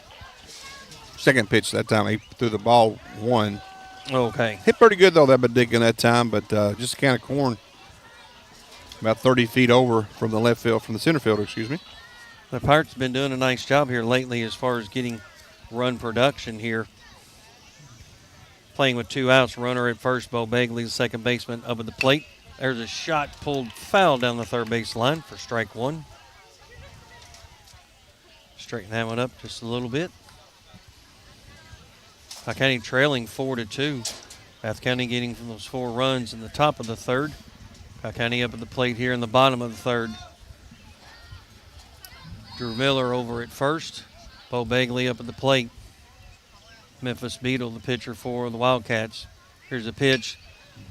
Going to go right up the middle and throw over to first, and they'll get it on the 6-3 ground out. So they'll get 3 outs. Powell County will come up empty. They'll leave 1 stranded here. We'll head to the top of the 4th here on the Powell County Sports Network. Hello, I'm Kaylee Carroll, Marketing Director for CG Bank. Here at CG Bank, community means everything. It's why we do what we do. At CG Bank, we are your hometown bank, and we are here for you because we are you. We are not here just building business, but building relationships. That's community banking. That's my bank. Stop by any of our 7 convenient locations in Irvin, Richmond, Berea, London, or Stanton and see what community banking is all about. Or visit us online at www.cg.bank. Member FDIC, equal housing lender, loan subject to approval. Contact an employee for further information about applicable fees and terms. Your health means everything, and now's the time to address those concerns, large or small, that you've been putting off. At Clark Regional Medical Center, we're here to help with a range of quality healthcare services. From routine screenings to surgeries to emergency care. Don't make your health wait. Get the care you need now. Clark Regional Medical Center. Learn more at clarkregional.org. You're listening to the Powell County Sports Network. Welcome back here to the Powell County Sports Network. Again, we're airing tonight on WSKV Facebook, YouTube, and WSKV Radio. Angie back in the studio. Thank you very much. Again, this is Dave Faulkner with Ken Simon, along with Ethan Moore, our everything to our left over here. Okay, I hate to correct you, but I'm going to have to. Go ahead. It's not Angie? It's Angela. Angela, sorry. Yeah, we got 2 of them at the station. Yeah, we got an Angela and an Angie. I forget sometimes, yeah. My bad. I do that every time. Anyway. Well, I mean, thanks, team. It's close. I didn't mean to call you out, but I didn't want her to get upset with you either. And next time she saw you, she's going to call you out. She would, yeah. And remember, Saturday we'll be on the air, weather permitting, 11 o'clock. We'll have the Estill County Sports Group in here at 11. They'll also be on the air at 1, followed by the Powell County, hopefully by Powell County Sports Group, us, at the 3 o'clock and 5 o'clock games. Baseball first, softball last. So hopefully we'll be able to get all those in on Saturday. Up to the plate now for Bath County is number 14, Memphis Beetle. He's your pitcher. Flew out the center the first time up. And we need a 3 up, 3 down. This is 7, 8, 9 hitters in the lineup for Bath County. First pitch is going to miss low for ball 1. Now notice on that particular pitch, at times, well, let's see what happens here with this one. Foul that one off back into the netting. To the net here, 1-1. By the way, I'm a fan of the netting. I'm gonna wait and go 3 pitches here just to see if my comment would hold. 1-1 now. They count to Beetle with Mason Dillon, the shortstop, on deck, and Gage Thompson, the second baseman. I'll foul that one off down the right field line. See, every time you say Mason Dillon, I want to say Marshall Dillon when you say that. I'm just thinking M.A. Dillon. I get that. Marshall Dillon. That ages me again. I'm going to say what I was going to say on that first pitch. I felt like Kane Knox tried to throw it, you know what I'm saying, with like too much as opposed to it being natural. There's a shot. That could be trouble, and it's going to go, and it's going to get to the wall. Almost, yep. It's going to be a double. I tell you what, one thing about Bath County tonight, not sure whether Kane's fastball is not what it normally is, or they're just right on time. And that looked like the 4-seamer, and that was well connected. Number 4 will be your courtesy runner in for Bath County. Number 4 is Parker Cox, 8th grader. And it will be number 00 Mason Dillon up to bat. He walked last time up and stole second. Coach going to have a conversation here. We got to score one, so I'm going to put it in your ear that you maybe laying a bunt down. Or I think what you do is you fake the bunt, see how big of a jump you can get, and pull it back and hit the ball. You pull a Cincinnati Reds play right here. I right? mean, I like the Butcher Boy play. Show bunt, pull it back, get the guys to commit. Here's the pitch.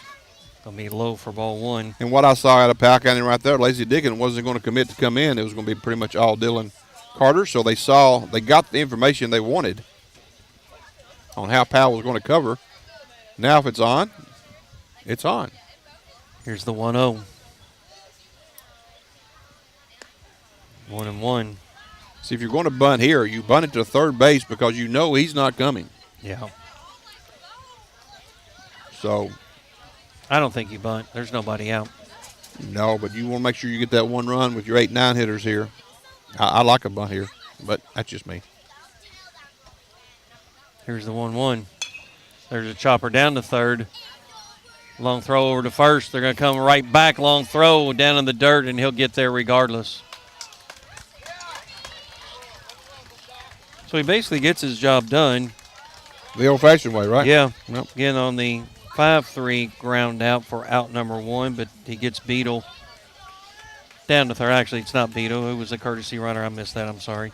Courtesy runner was number 4, and that's Parker Cox. Okay. So now it'll be Gage Thompson. The bat popped up behind the plate last time here to Drew Miller. So runner 90 feet away with one out for Bath County, top of the fourth inning, leading 4-2 with the Powell County Pirates. Another offensive opportunity here. Going to miss on the outside for ball one. I like the pitch call there. Outside, not seeing if Bath County has anything on.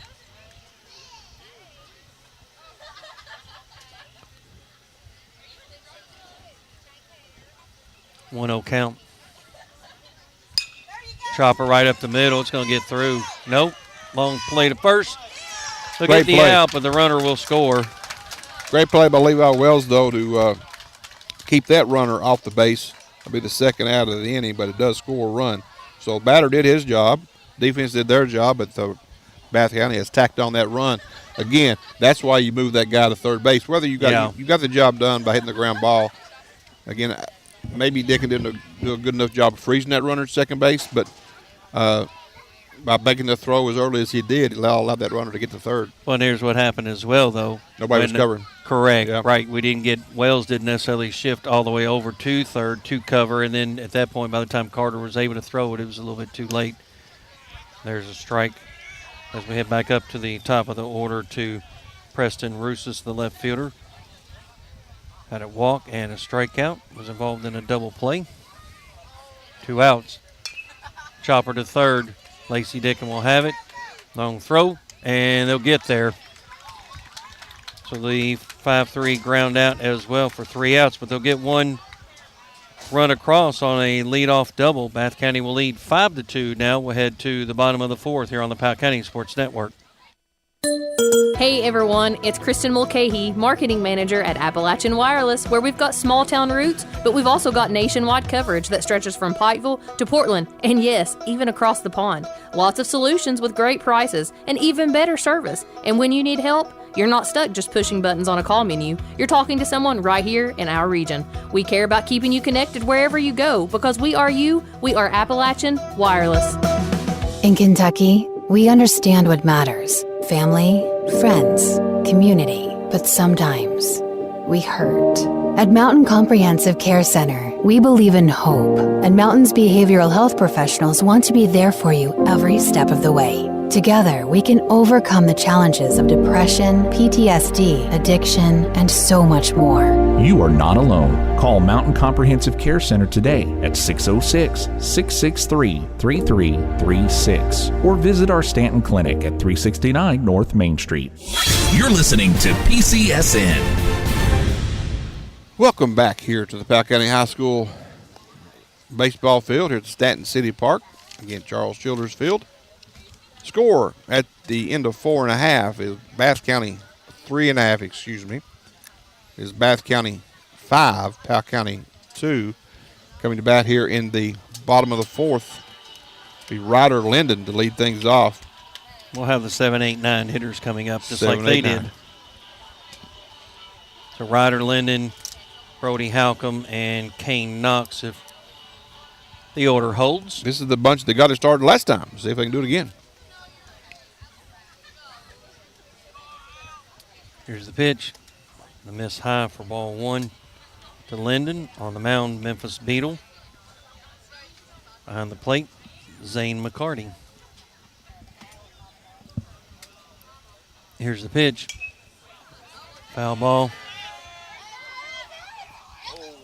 That was close. That got somebody? Yeah, that was really close. 1-1 now the count. Over here. But, I'm not even sure why we say heads up when it should be heads down, duck. right? Yep. Yeah. There's a shot, could be a gapper. Maybe gapped. Yep, and it will drop. It's going to stretch. Nope, I thought he was going to get to second. Good. Nice throw. Idea to not go. That was a good idea because at that point, nice job by the left fielder. The left fielder, yeah, he got that one in quickly, and that was Rusas. Would have been dead to rights at second base had he tries to stretch that one. On a ball I thought was going to be a double all the way. I did too. That's a pretty good play in the left field by Bath County. Now Brody Halcomb, the left fielder, stepping up to the plate. Coach Spencer wants to pinch a runner here for Ryder. Was that Tucker Ramsey? I believe so. On ball that tall we got, right? Yeah.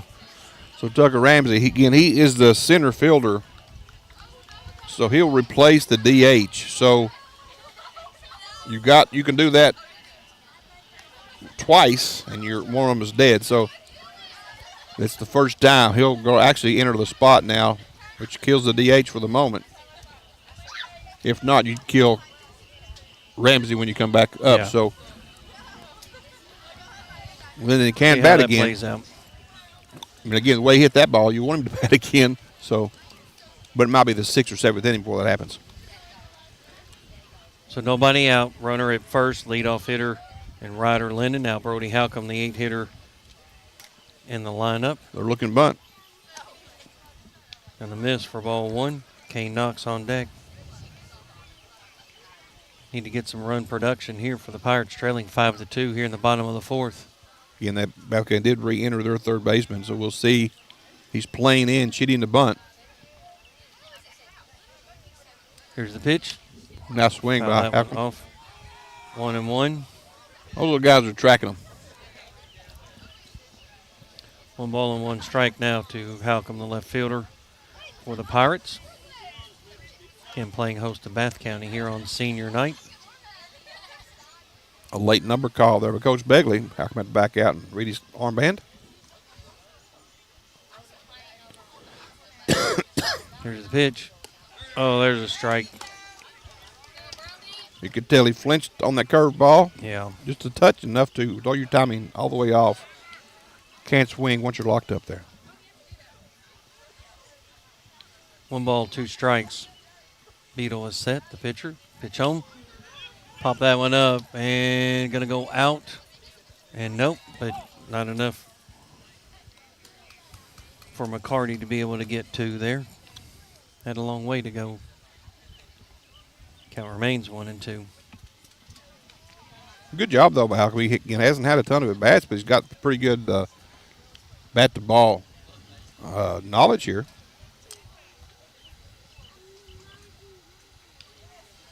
1-2. Here's the pitch. Runner goes. Long throw. Should get there, and he's out. Oh, safe. I think he slid around the tag. I don't think he ever it. tagged him on that play. I think Well, he made a good sweep. He and did. The sweep was there before Ramsey got there, but we'll take the stolen base. We needed it. I think he went on the back side of the bag, and I think the tag was missed. Again, my angle. Actually, Ethan's got a better angle than we do, so he might have seen it better. Pitch was a ball. There's a shot, and it'll be a base hit. Ramsey will get to third, so runners on the corners. Nice job by Halcomb. He's really come up big here. Was that not a really good professional at bat right there? I mean, It really was, yeah. Fouled some pitches off, stayed alive, and that brings Kane Knox, your pitcher, in, and a visit by the coach coming out. So We'll see what they have planned here from Beetle. Take a station break. Be right back.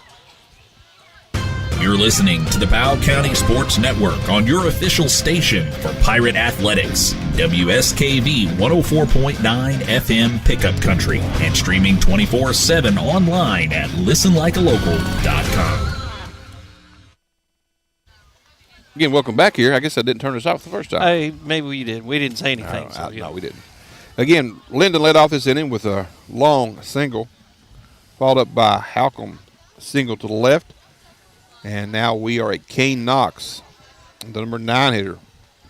Kane last time up walked, got Carter Poe up. I like where we are. Again, first and third here with nobody out.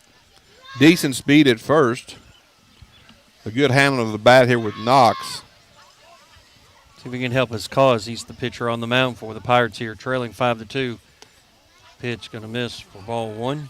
That was almost a waste pitch just to see what Powell County was planning. I don't think the bunt is here right now. No, I would agree with that. I don't think with Knox. Not down 3. Here's the pitch. Runner's going to go. I think the steal was always on. Yes. Again, and that's this situation. Most teams will not throw through. I almost give you second base. So that's what I said. There's no reason to bunt. Yeah. You just take the second base, and I don't think Powell County will be bunting anyway here. 2-0. Here's the pitch.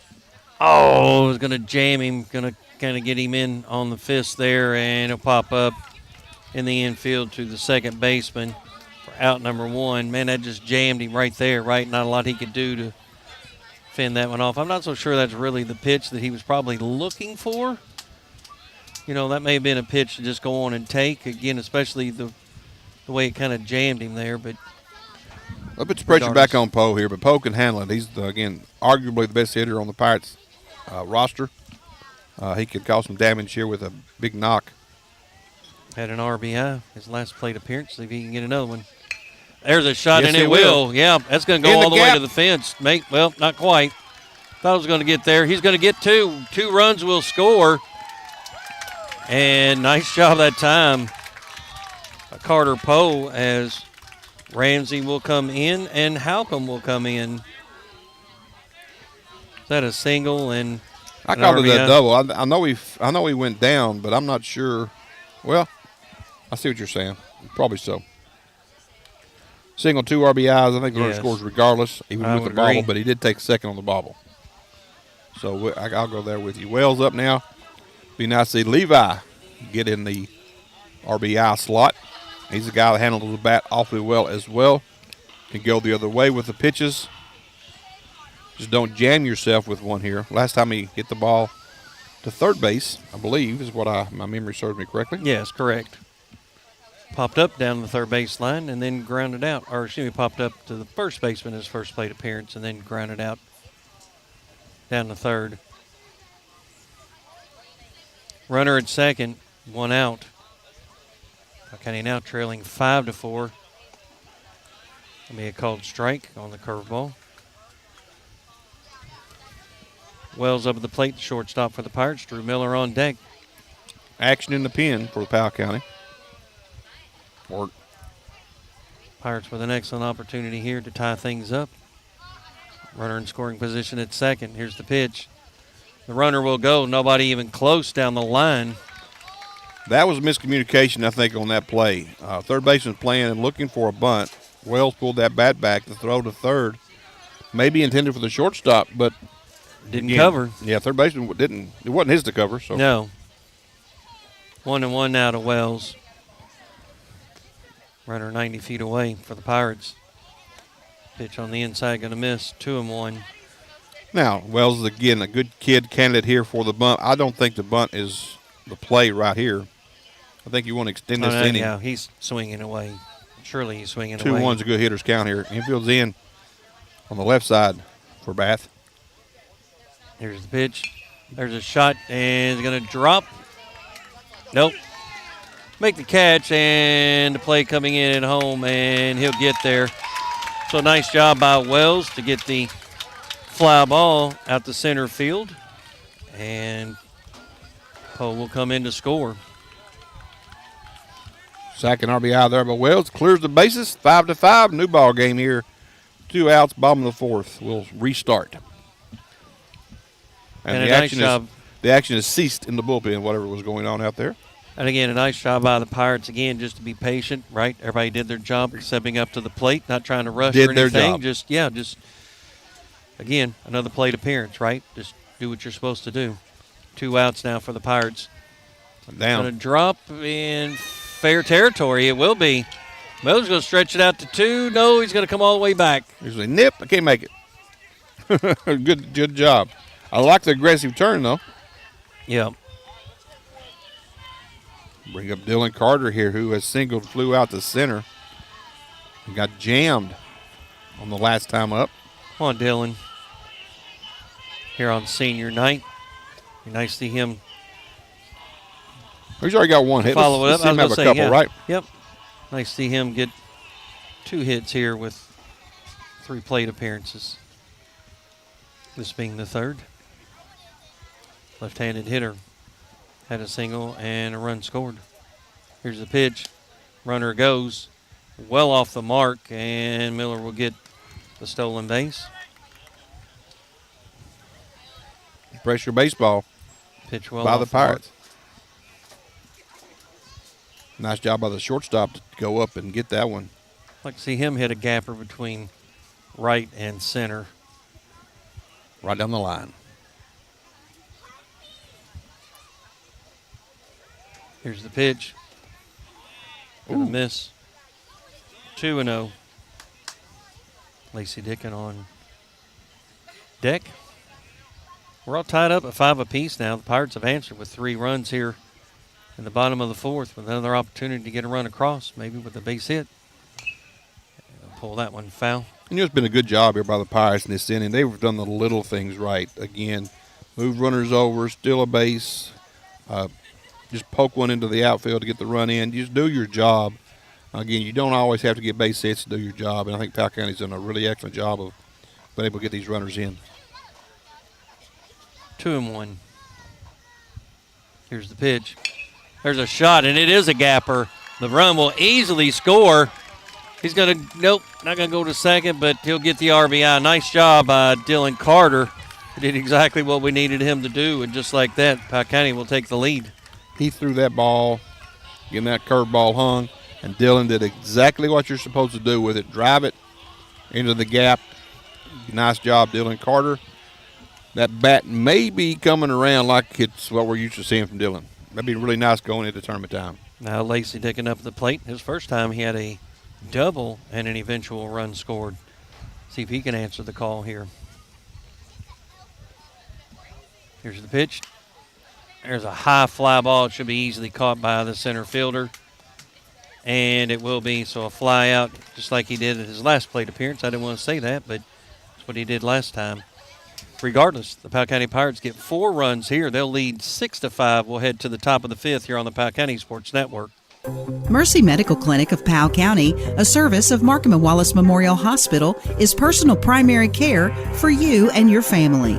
Receive the best care from highly trained physician Dr. Julie Kennan and family nurse practitioners Sandra McCoy and Felicia Estes right here in your community. Mercy Medical Clinic of Powell County, located on Irvin Road in Clay City, is convenient primary care with same-day appointments. Call 606-663-2153 to schedule your appointment today. New patients are being accepted. Trust Mercy Medical Clinic of Powell County. Friends and family caring for friends and family.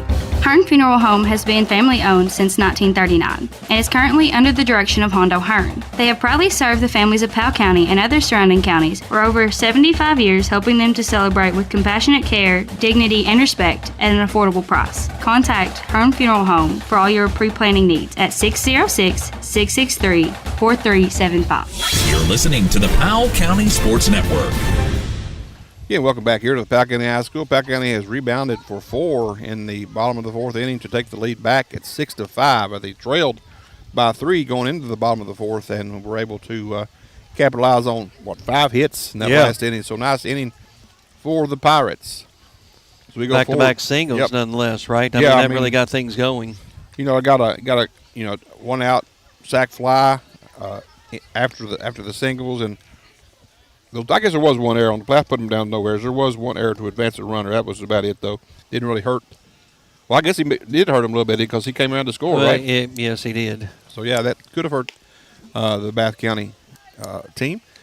Again, I'd like to also take this time to remember Ross Hicks, who was killed the other night, who, again, always come to support these kids and come to the city park to cut their hair here, whatever they call him, and ask him. So I want to remember Ross and his family and your thoughts and prayers as he lost his life a couple nights ago here in Clay City.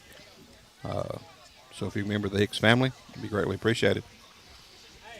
So Kane Knox will stay on the mound for the Pirates. 6-5, excuse me, is your score here as Bath County will come up to the plate here in the top of the fifth. Leading off it will be number 12, the catcher Zane McCarty, followed by Isaiah Williams, the third baseman, and Colton Carpenter, the first baseman. He's lined out, walked, scored a run. So this is one of our players earlier at one of those walks that hurt us. No walks, King. Here he starts out the fifth. All three of these players were at the 2, 3, 4 in the lineup. All three of these players have scored back in that third inning. And there's a chopper. Wells will field it, and it's going to be a 6-3 ground out. Nice job that time by Levi Wells. You know, that's not an easy position to play. We've seen a lot of people just boot balls out there at shortstop. Very patient on that one, let it take the high hop, played it perfectly, made a nice throw to first. Nice job, Levi. So Isaiah Williams, the third baseman, stepping up to the plate. Had a double and a single and a run scored. Again, last time up, he had a runner come in, but he did re-enter the game, so that runner can enter one more time, but the player would be out of the game for the rest of the game. Kane Knox on the mound for the Pirates. Pitch, strike. It's a good pitch. It's a good rule in Kentucky High School Athletic Association is a double re-entry. You get 2 per game per player. It's a nice deal to get more kids an opportunity to have playing time. Pitch, grounder to the first baseman for the Pirates, Dylan Carter, easily fielded for the unassisted out. Two outs now. Maybe I say good NFHS rule because the KCSA has adopted. The National Federation of High Schools. Yep, high school.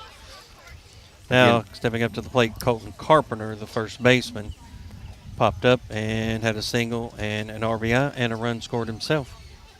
I think he hit the ball hard on that RBI, if I'm not mistaken. Pitch, pop up. Lazy pop up. Yep, tough play. Trouble. Oh, nice shot by Begley. Went a long way to backtrack on that one. So, fly ball, shallow right center. They'll go 3 up and 3 down. Is that the first time, I believe? Yes, there's low stress in it that time by Knox. So nice job by the Pirates to get Bath County to go 3 up and 3 down. We'll head to the bottom of the fifth. Powell County Pirates leading 6-5. We'll take another break here on the Powell County Sports Network. Thinking about buying your first home? Maybe it's time for a remodel or a new investment property. This is Diane Meadows. I'm a loan officer at Whitaker Bank in Stanton. With personalized service and local expertise, I am here to help you explore the options that make the most sense for you now and for the future. Call me at 606-663-3618 today, and let's make your dreams a reality. Whitaker Bank, uniquely Kentucky, member FDIC, and equal housing lender. The Candle Hutch Gifts and More is your local shop for unique and fantastic smelling country and upscale items. They carry all the scents of quality candleberry candles, meaningful dim deco willow tree figurines for any occasion, and a quality selection of helium balloons. With frequent sales, new items, and friendly, helpful staff, the Candle Hutch will soon be a frequent stop for you and the family. The Candle Hutch is located in the Stanton Ace Plaza on East College Avenue in Stanton, or call them to pre-order at 606-424-2154. You're listening to PCSN. Welcome back here to the Powell County High School, Charles Childress Field at the Stanton City Park. They follow along with Ken Simon. It'll be Begley lead off here in the bottom of the fifth inning. Powell County continues to lead 6-5 as Knox had his easiest inning of the contest. Some activity now going on in Bath County's bullpen.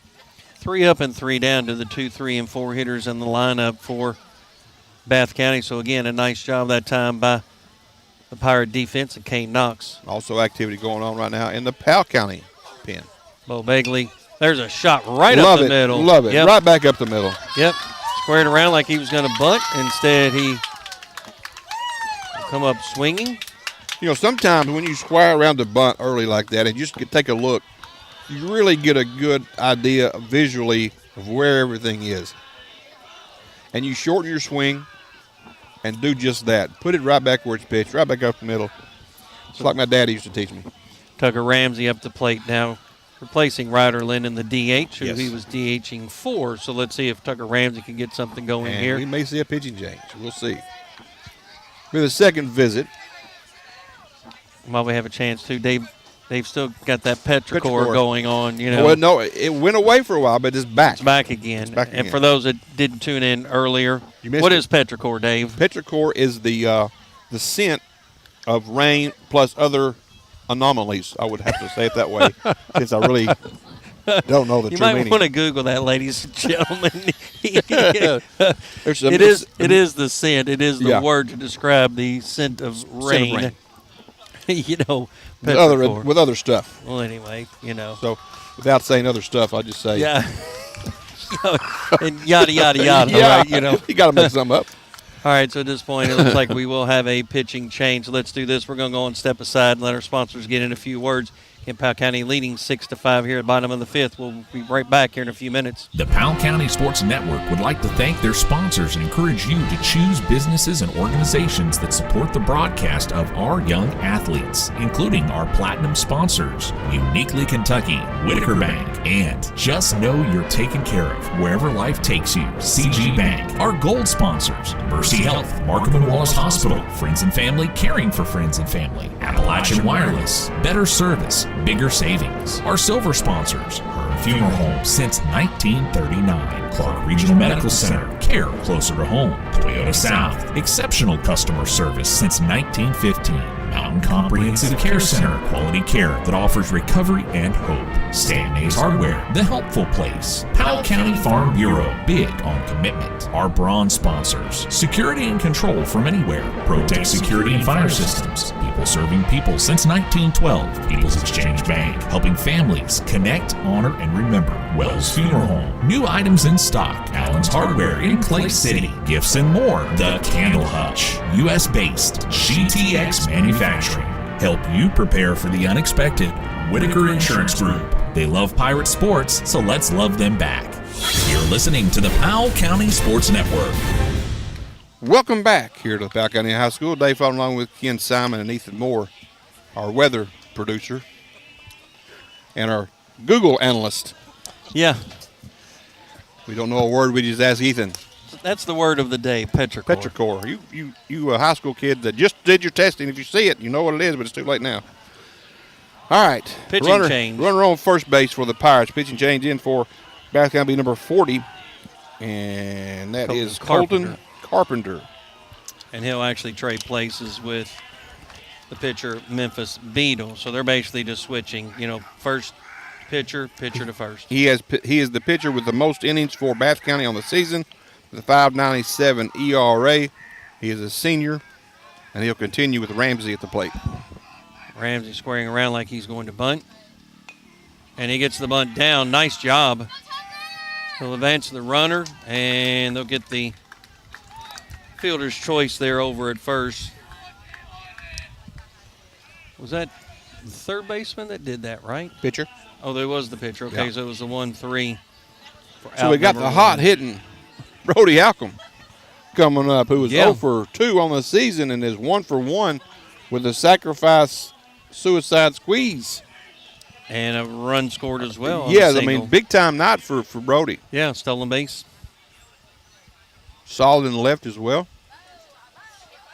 So nobody out, or excuse me, one out. I don't know why I said nobody. I looked up at the scoreboard and should have, trusted that. One out. Yeah, you saw it. Yeah, one out. Sometimes these cats forget to put it in over there. Pitch will be a strike to Halcomb, the left fielder, who's really done a nice job defensively as well a couple of times, right? Coming in, staying in front of that ball and getting it back in quickly into the infield. Going to miss. Going to even the count at 1-1. Maybe he's trying to put a message out there. Coach, I should have been playing all season. You know? Well, closing out the season. I mean, that's what you got to do. Right. Now you're a guy that maybe you can put him in the clutch to get something done. Here's the pitch. Going to miss low. I have it as 2-1. They've got it at 3-0 on the board, but I've got 2-1. I don't know what the count is. At this point, I don't think he swung at a pitch. I thought he called a strike, though, but that was going to be a strike anyway. We'll figure it out for sure in a second. Yeah. Maybe not. 3-1 is it the is count. 3-1. Guess what? They were right and I was wrong. Well, it was just off a little bit. Yeah, I can admit it, though. Yeah. I can admit it. 3-1. Take a walk. Here's the pitch. I don't mind the take Strike. right there. I Making don't either. new pitcher coming in, make him throw you a strike, but now you got to be ready to swing at the pitch you just took. Yep, Kane Knox on deck. Get Tucker Ramsey. Well, actually, Ramsey came out, right? Did we get a courtesy runner for Ramsey? No, Ramsey was out at first on the side of the bunt. There's a shot going to go right up the You middle. know what? What a night. I don't know why we didn't send him home, but he'll get the single. Runner will advance. That's actually Begley and not Ramsey. Yes, Begley at second, yeah. But Begley should have the good enough wheels there to I guess Josh didn't see it. I guess he got that ball went through the hole pretty quickly there. Center fielder was charging hard. They would have had a play at the plate, but sometimes the way I look at it is they have to have a perfect throw, perfect catch, to get the runner at the plate. Well, there's only one out as well. That Right is now, I've correct. got runners on the corner. No so need, I mean, no again, need to gamble. No. I just thought he was going to be coming. Well, also you got your arguably you got Powell on deck, and you could get him up there. You don't want to leave him stranded here. So runners on the corners for the Pirates. Going to square around, and it's going to be a strike, but Begley will come out and score on the ball. Was a wild pitch. Yep. So runners advance. No need to bunt now for Kane. He can try to go ahead and drive one, get the RBI. He did leave the bat out, pick up a strike. He did. So, but again, the reason you had a good lead by Begley, who was getting off on contact, probably for a safety squeeze again, or if the bunt's down, we're going. But again, he was off enough that time. As soon as pass ball happened, he was in easy. That's a big run. That is a big run. 7-5 now. The Pirates leading. Runner at second with just one out. Pitch. Oh, Kane really kind of froze on that curveball. I think he was actually froze too. The pitcher almost balked. He almost tried to feign a throw to second base. Weird delivery that time. 0-2 is the count. Here's the pitch. And swing and a miss will get the strike. No chance on that curve. No. 2 outs now. That'll bring up Carter Poe. Again, that second pitch is what threw him off, right? Then at that point, he comes right back, and then in order to protect himself, Knox. He's got a good curveball, though. He does have a – we haven't seen this sharp of a breaker. Again, he's got a higher ERA than the first pitcher, but, man, his curveball is pretty solid. Top of the order, Carter Poe. Couple of singles. 3 RBIs on the night. Really done a nice job in that leadoff spot. See if he can get another one.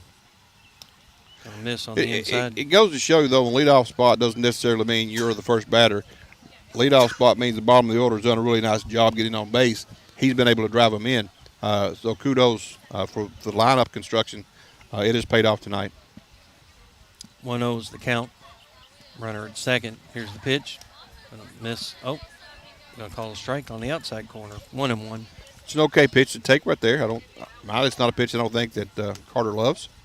So let it go. Strike one. You need strike two. Here's the pitch. Right into the. That's one where you want to have that safety fence up, but that we don't have. You could really get somebody hurt. I don't like the way our dugouts are constructed. Again, it is, to me, it's a safety issue, but I'm not in them. Cool. Carpenter working fairly quickly here. That's going to drop. Yep. And it will. So another single by Carter Poe. Going to put runners on the corners. How come down to third? You get too shallow for the run to score. Yeah. See, Levi Wells, he's not scored. He had a sacrifice. fly ball. All right, Levy. Let's see if he can't get a single. He's about the only one, I believe, that's maybe gone hitless here tonight. This is probably going to go show bunt. We're going to send Carter to second base, see if they throw through. If they do, we're going to send a runner from third. Or show bunt, pull it back, hit up the middle. He's definitely due for a hit, that's for sure. Well, he's going to make contact. He's going to hit it somewhere, I would think, here. But again, what it is, do you try to get that runner to second base first, or what are you doing? Yeah, they're looking over at first. Again, Carpenter on the mound. Showing bunt.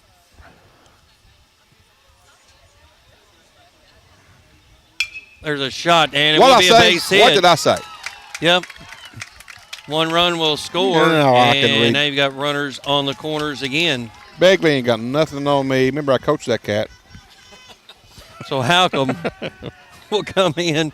That will send Carter Poe down to second. I knew exactly what he was thinking. Again, Wells, kind of like what Begley did earlier, once he shows that bunt, he has to take a shorter swing.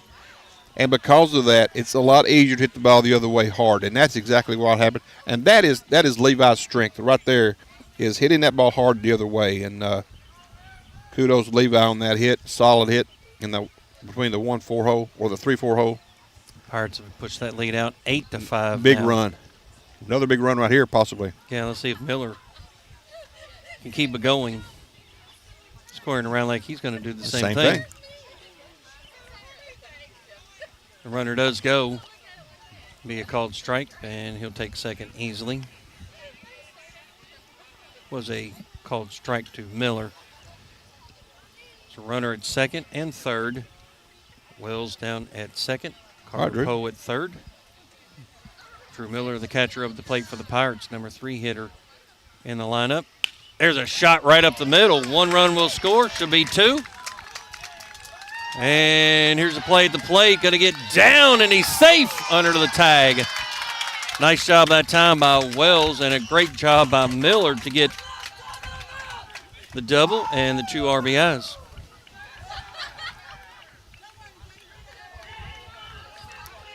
Kudos. Again, Shorten going with the pitches. This looks like a hitting team. They're not trying to pull pitches. That's what they were trying to do early in the season. Now they're hitting it where it's pitched, taking what you can get. That is good baseball. Again, Coach Frank Spencer, he and I talked earlier. Again, this is the team he almost expected from the beginning of the season. But at the same time, better late than never, and they're peaking at the right moment. See if they can carry this. There's a shot, going to be a base hit down the right field line. He's going to stretch it out. He's going to probably get a triple out of this. Nope, he's going to get a stand-up double. Nice job that time by Carter. He'll get an RBI as well. That will bring in Miller all the way from second. Now Lacey Dickin will come up to the plate. And he'll be the 9th batter of the inning. So we had 1 pitcher or 2 batters and a change, and since that change, it's been a lot of runs for the Pirates. Against a decent pitcher. It's not like 11-5.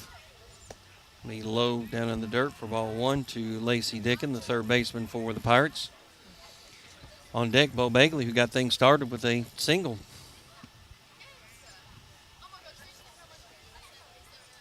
Here's the pitch. Got it. Oh, yep, sure enough. It's going to put runner at first and second. That's the first hit by pitch. I had to add a little category down here. Bring back up Bagley here. We'll have to mess our scorebooks up again. It's all right, I'm willing to take it. Me too. With an 11-5 Pirate lead. He's playing host to Bath County. Let's just score 4 more. Well, that'll do it as well. You know, might as well. Yeah. We're here. Might as well. It's going to be low down in the dirt to Bagley for ball 1. But this approach tonight is what I would have expected this team to do. Hit the ball the other way, hit it hard, and you look so much better as a hitter when you're doing that. Here's the pitch from Carpenter. Swing and a miss, kind of jammed him on the inside. Yeah, I got his hands out over that plate, and you can't get him back in on that inside pitch. So just gotta keep those hands inside. 1-1. Here's the pitch. Going to be right here in front of us. Runners will advance on the passed ball. Wild pitch. Sing Carter down to third, Dickin to second, and it's a 2-1 pitch count now to Begley. Again, 2 more runners in scoring position.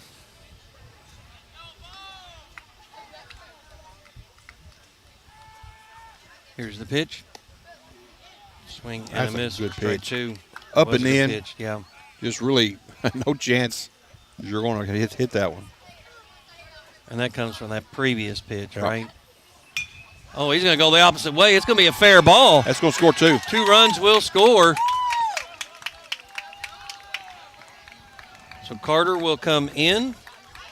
Dickin will come in. And Bo Begley will get a single and 2 RBIs. Bring back Tucker Ramsey to the plate.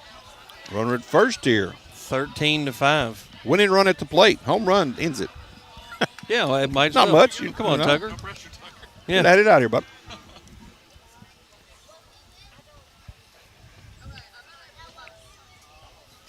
Here's the pitch.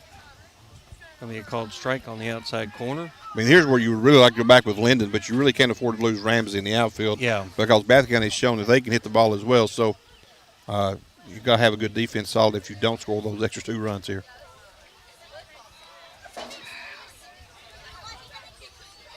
Here's the pitch. There's a chopper. Could be Tough trouble. play. Yeah, could be trouble. It's going to be close and going to get Throw there. it away. And he's going to take off down to second. And the Pirates will have, and another passed one. And that's going to actually bring in Bo Begley, of all things, all the way from How do ways use your head out there, Tucker? So give him a base hit.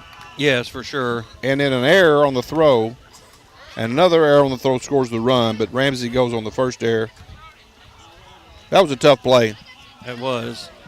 Now, Brody Halcomb, 2 for 2, couple RBIs, couple runs scored. Let's see if we can go 3 for 3 and end it.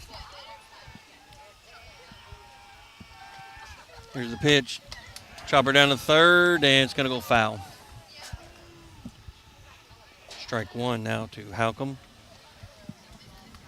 14-5. Pirates put 8 runs across here. Well, batted 12 in the last 2 innings. Batted 11 batters here in this one. And I'm telling you, it's been a good job of hitting the baseball here in this inning.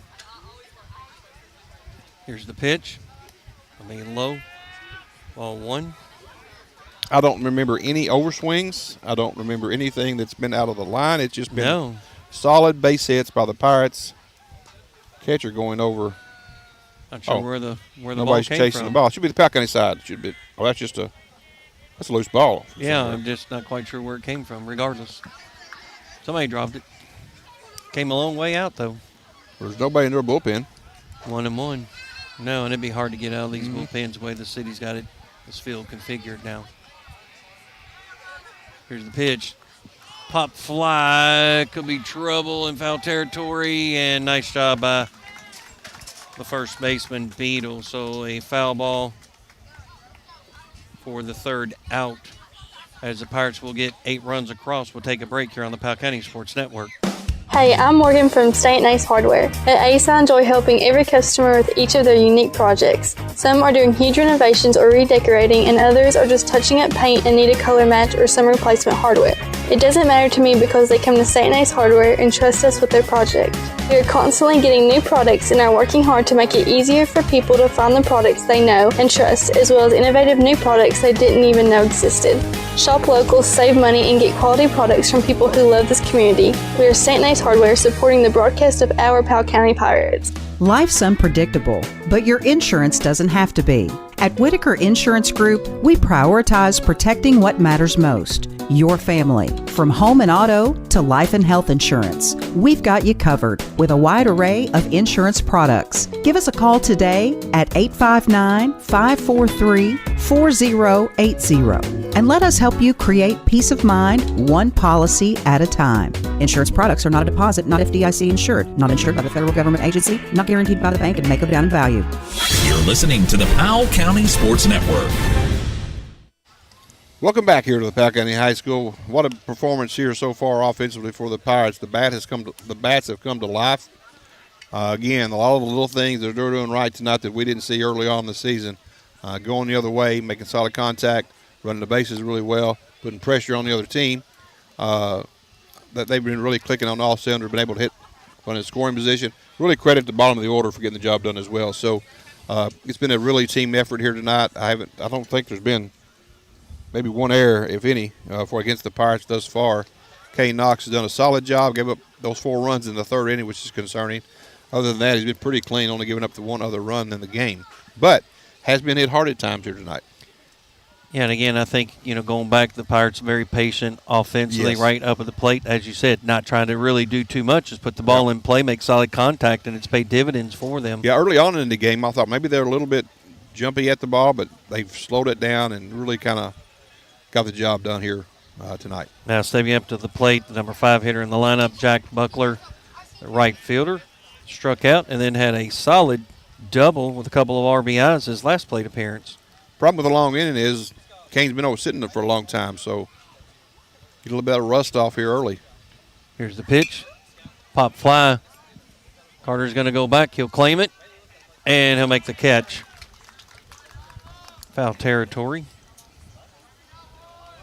Out number 1. Now Cooper Cox, the DH, will step up to the plate. Over 2 with a strikeout.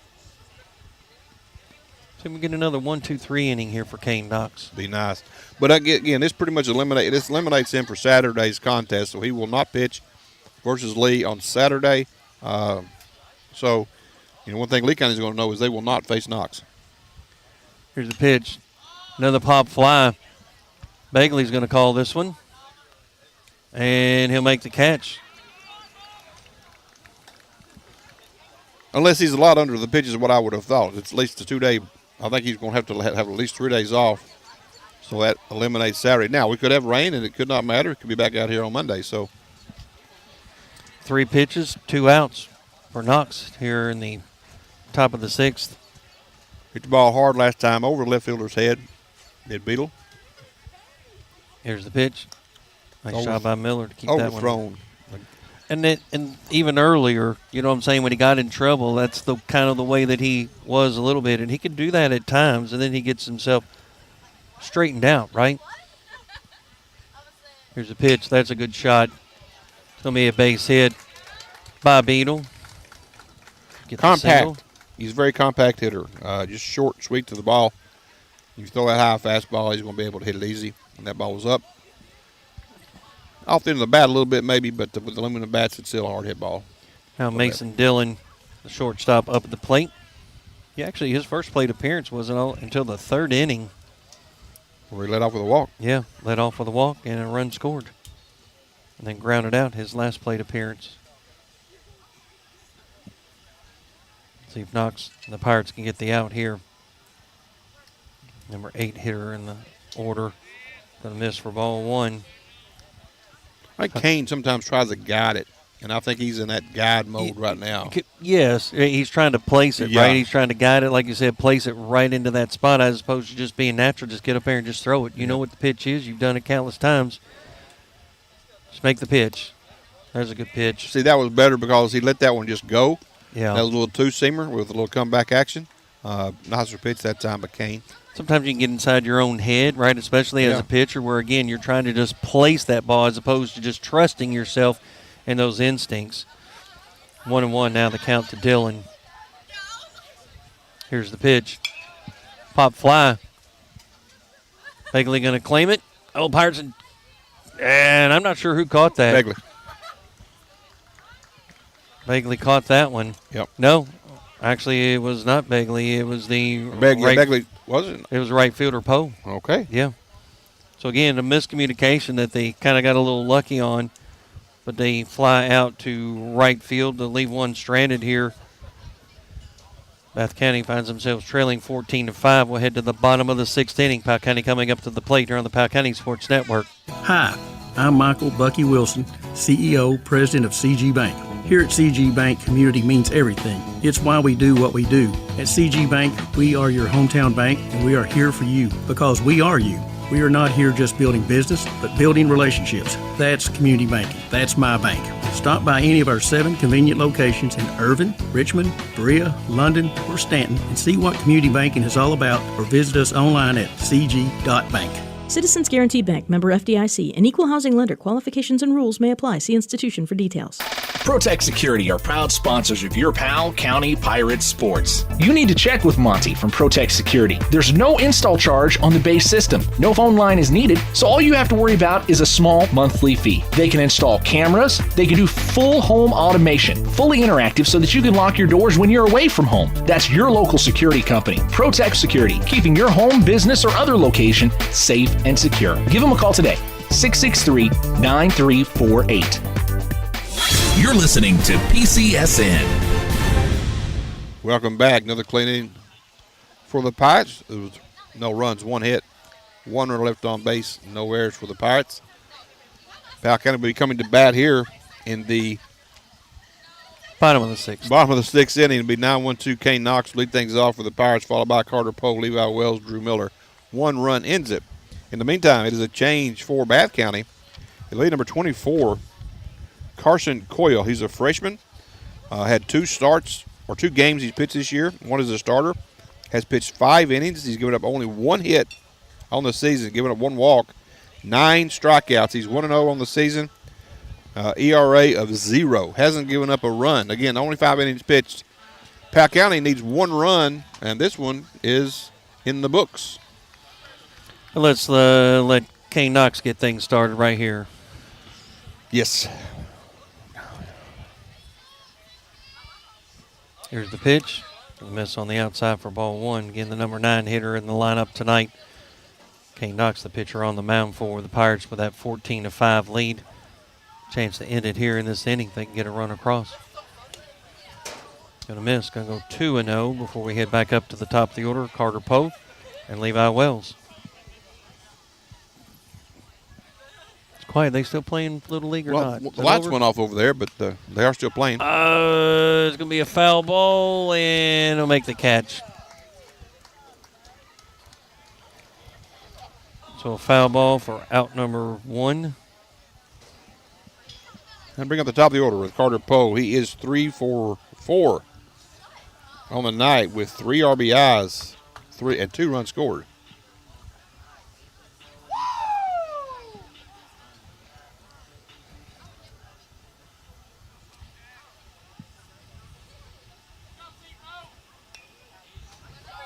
Foul that one off. And you can tell they're trying to score 1 run here. And that's what we need, right? Also, it brings that corner in, gives you more of a hold the other way. Here's the pitch. High fly ball to left field. That might drop. Nope. And make the catch. The left fielder, Preston Russis. Fly out to left field for out number 2. Levi Wells coming up. Get a start, cuz. Knox had a long inning last time to wait to come back out. This time he's going to get a short inning unless Wells gets something going here. And he can do that, right? He want to get it going. Very well. There's going to be a strike. I like for him coming back to the plate here after the good visual of the last time up. Good thing happened last time. Let's do it again. Repeat it. Here's the pitch. Oh, going to nail it. That's one way to get on base, Levi. Right in the middle of the back. That's the last thing that Carson Coyle wanted to do, right? He's not interested in doing it at that point. But we'll see how Powell County plays this with Wells. I mean, you got a 9-run lead, but the way I look at this, if I can save my pitcher a few innings or a few pitches, we can move a guy to second base. I'm going to try to get him to second base early. Maybe not on the first pitch, but try to get him down there early.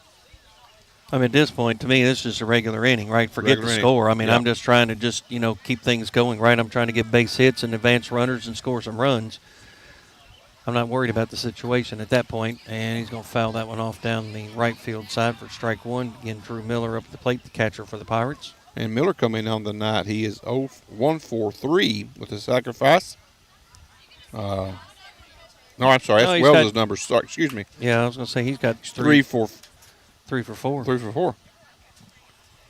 2 runs, a couple of RBIs. Stranded. Runner goes, will be a strike, and he'll go down in the count 0-2 as Wells will take second.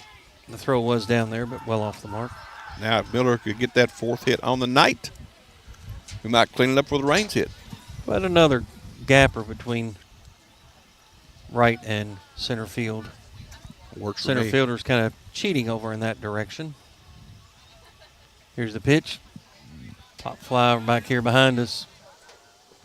And Just behind the visitors' bench area. 0-2. It's getting to that almost dusk time here. To me, it's like if you're back here, it's harder to see, but out on the field, the lights are just coming into play. Still early. Just now 7 o'clock. It's been a quick game. We're a 14-5 game. It's what? 8:10. Oh, I thought we were in the Central Time Zone. Oh, okay. You moved to Bowling Green on us, didn't you? Yeah, 1-2. I feel sorry for the folks in Bowling Green. They lose an hour and it gets dark about the same time. Yeah, and that's the truth. Yeah. 1 ball and 2 strikes now to Drew Miller. Coyle on the mound for Bath County. Here's the pitch. And he went. Yeah. Yep, sure He did. did.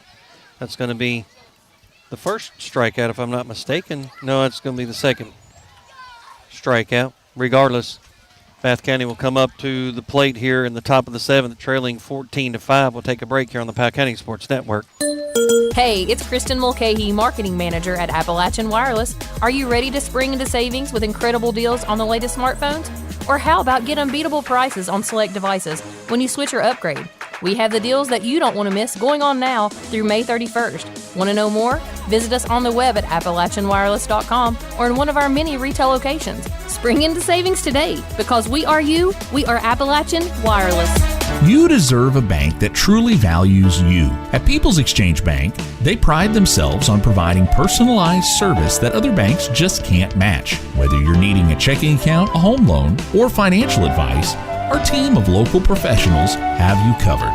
Visit 53 East Pendleton Street in Stanton or visit them online at pebank.com. Join their family of satisfied customers today and experience the hometown difference at People's Exchange Bank, where banking is about you. People's Exchange Bank, member FDIC, equal housing lender.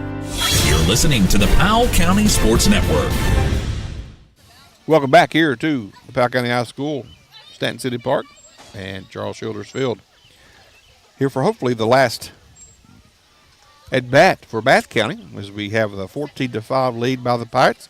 But don't count Bath County out. It's not over till the last out is made. Kay Knox on the mound.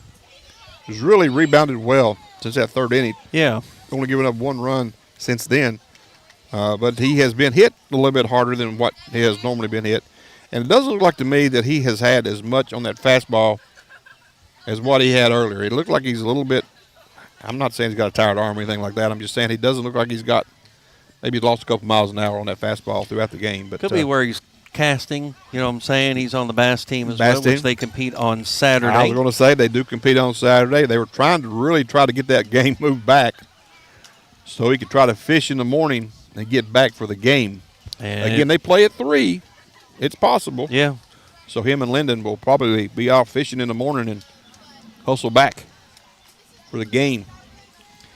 So now stepping up to the plate is Gage Thompson, the second baseman. He's the number 9 hitter in the order before we'll head back up to the 1 and 2, Preston Russis, and Zane McCarty. Here's the pitch. Going to be a called strike. Thompson has fouled one off and was out on a fielder's choice on a 6-3 ground out. Chopper down by the Pirates side. And I don't know if these guys have got a JV game scheduled for tonight or not. I don't think so. You don't think so? Just one Would game? you on senior night? Well, yeah, Surely. I would. Would you? Yeah. Maybe. I don't but know. But Maybe it's that's 8:10. the It started early late, start. so it may not have what matter. You know, it could be the early start, too, though. You never can tell. Pitch and a miss on the outside. 1 and 2 now to Thompson. Regardless, if not, they need to get some work done on this field because it may be the last time you see it until you play on Saturday. That could be true. Here's the 1-2. Chopper right up the middle. Wells going to cut across the field, and there's the ground out. Nice job by Wells to cover that one. Had to come all the way across second base. Tell you what, they found their shortstop, I do believe. And again, they were playing for that for about 4 weeks into the season, trying to figure out who's going to play shortstop. And I believe they've settled on Levi, and I think it was a good decision the way he's played short tonight. Yeah, he's really done a nice job, hasn't he? Yeah. Solid, consistent. Well, he came up as a second baseman and moved to the outfield, and he can play the infield. And again, plays a lot like his dad. Dad could catch about anything hit to him on the ground. So, Bruce is up to the plate, leadoff hitter for Bath County. Going to miss for ball 1. When those guys that I coached back in those days when his dad was playing, man, they could play some defense. You didn't get anything by those guys. And the soccer match has ended over there. Chopper Begley, second baseman. Throw over to first, and look at the 4-3 ground out. And I think just the consistency here lately, again, for the Pirates, both offensively and defensively, has really led to that 7-2 record over the last 9. And tonight, again, if they can hold on with that 14-5 lead here with 2 outs. Yeah, getting this team coming in, Bath County coming in with a better record than the Pirates. But as of late, the team's getting hot.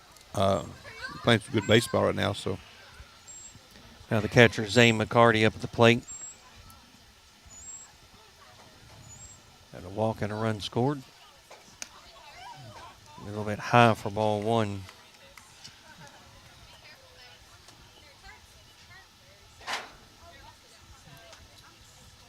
One 0 the count.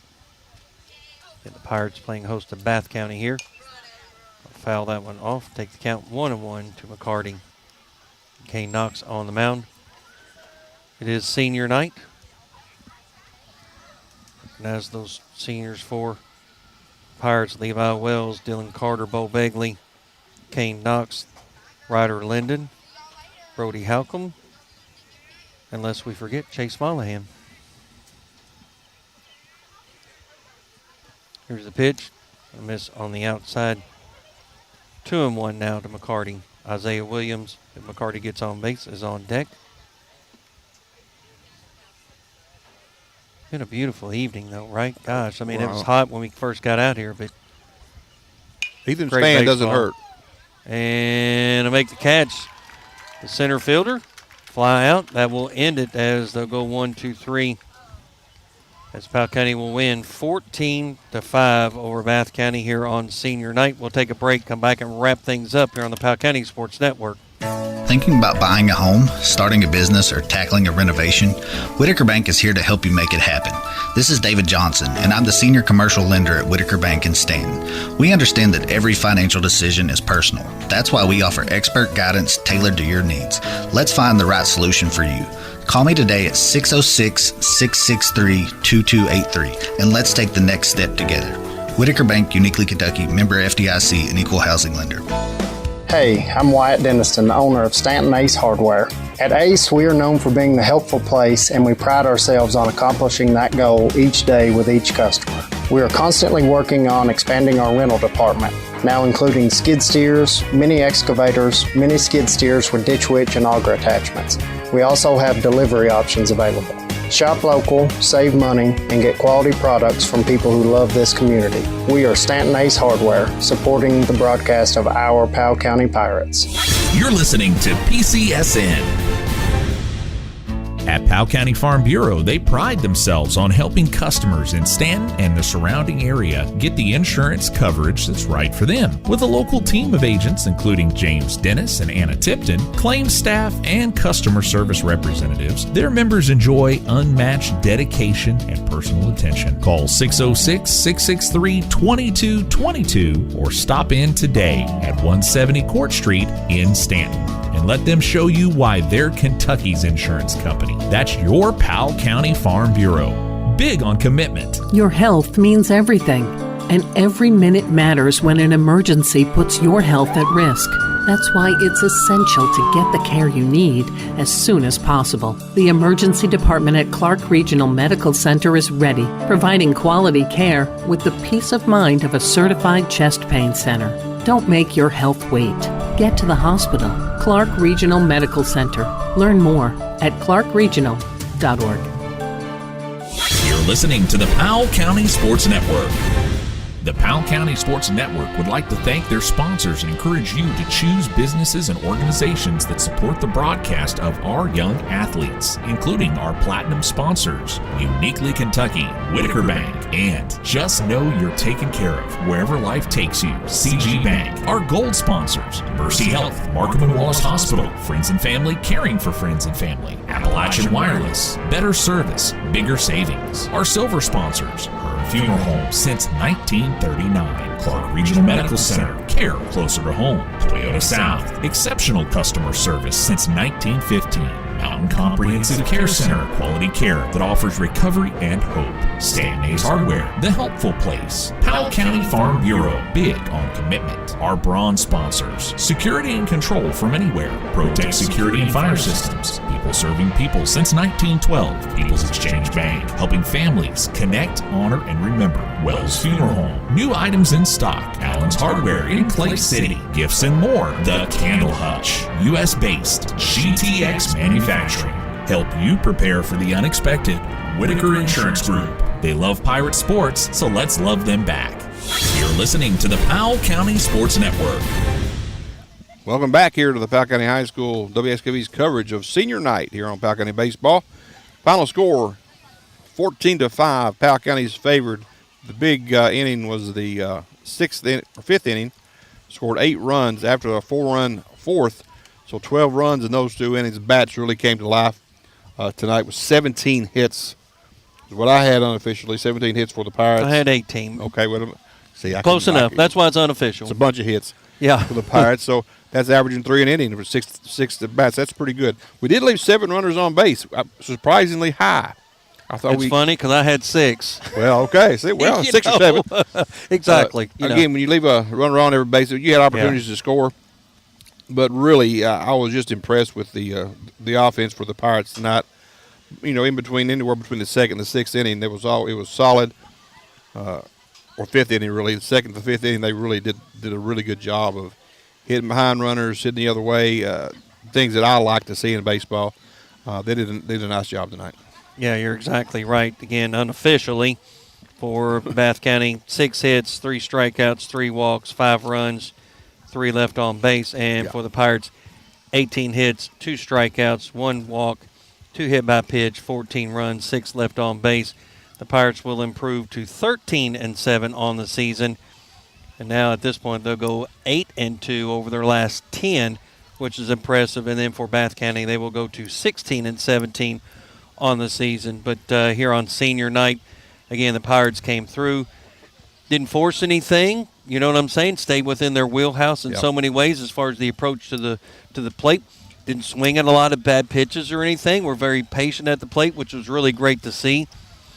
They didn't go chasing after any pitches necessarily or anything. Again, just very steady and consistent within themselves, and thus putting the 14 runs across. Nobody tried to do anything special or anything. Again, just made things happen. But really, to me, the key play was the sacrifice suicide squeeze. Brody Halcomb, right? Brody Halcomb, the number 8 hitter in the lineup, but he actually does that, gets the run across. And that really sparked things for the Pirates, really. I think that kind of made them, give them a little bit of boost that they kind of needed under those circumstances, right? Not that they were flat or anything, but yet that really seemed to kind of pick things up for them.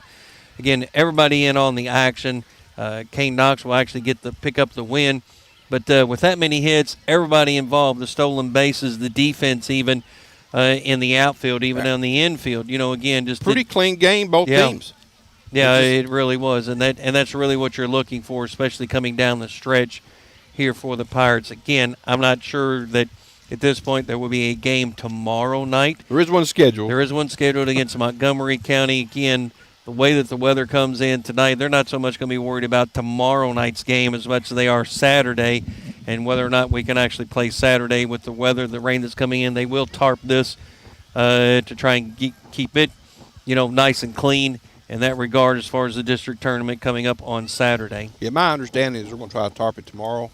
Again, if it gets, you get a lot tonight. I don't know if I'd start it, but you need to get on there as soon as you can. But anyway, plans were getting on there tomorrow to try to protect it from what all happens tomorrow evening. There'll be a really severe weather day tomorrow, possible tornadoes and high winds and all that good stuff tomorrow. So just be alert if you're out and about. Again, there is a game scheduled for tomorrow night. It is Powell County versus Montgomery County. It was their backup senior night. The game really doesn't mean a lot now, especially when you got the district tournament pushed up to Saturday. Yeah. That just tells me that, again, I was surprised to see Knoxville tonight. But there again, if you're not planning on using him Saturday, it doesn't matter. If the championship game is on Monday, he can come back and throw on Monday and have everybody ready on Monday. But you've got Dickin available on Saturday if needed, I would think, and then you'll have somebody out there just eat some innings and hopefully you can beat Lee. That is not a given. That is, to me, it's a risk for the Pirates. But that's where if you play this game tonight and go for the win, you do put a little bit of risk on Saturday. So hopefully it'll turn out fine. If you hit like this, I don't think it matters. That's the key. But, if you're out and about, schedule-wise for the tournament, 11 o'clock will be Estill County versus Owsley County right here at the high school field. At 1 o'clock will be Estill versus Owsley at the softball field. And this is weather permitting and field conditions are favorable. 3 o'clock will be the Powell County, Lee County baseball game. And at 5 o'clock, Powell County, Lee County softball game. So that is a tentative schedule, and they are getting some tarps on the field. They're going to cover the mound and home plate, I would think. Smart move. To get this part done. Again, we're hosting the district, so you got to be ready to go. Field's well manicured tonight, so you should be ready to go by Saturday as well. So, again, Saturday is in flux. There are plans to move everything back to a Monday, Tuesday, maybe a Wednesday. I'm not sure about that, but I know Monday, Tuesday, the first two rounds. Yeah. For baseball, softball. Possibility of playing possibility of playing just baseball. It's out there. There's a plan out there. I know they've done a good job and hard work on that plan. Therefore, we'll just kind of play it by ear. Hope everything goes well on Saturday. Again, tune into the action here on Saturday with the Estill County Sports Crew covering the Estill County games. We'll be covering the Powell County games at 3 and 5. So tune in to WSKV for a long day of baseball and softball. Yeah, 11 o'clock, 1 o'clock, 3 o'clock, and 5 o'clock are the exactly again. Right? Stay tuned. Obviously, pay attention to the weather. It will be posted on WSKV as well as Powell County Athletics. They'll be posting it as well, trying to keep up with this, and we'll see how it goes. If not, Monday is the scheduled date for the makeup times, but we'll see how it goes. But regardless, the Powell County Pirates do get the win here on senior night against Lee County. Just go back real quickly. 6-1, the Pirates ended up winning here at home, and 4-0 at Lee County. So, again, that is the opponent for both the boys and the girls coming up in the district tournament. Yeah, and Powell County will end up getting both 2 seeds based on RPI. Again, Powell County on the baseball side, tied for first regular season.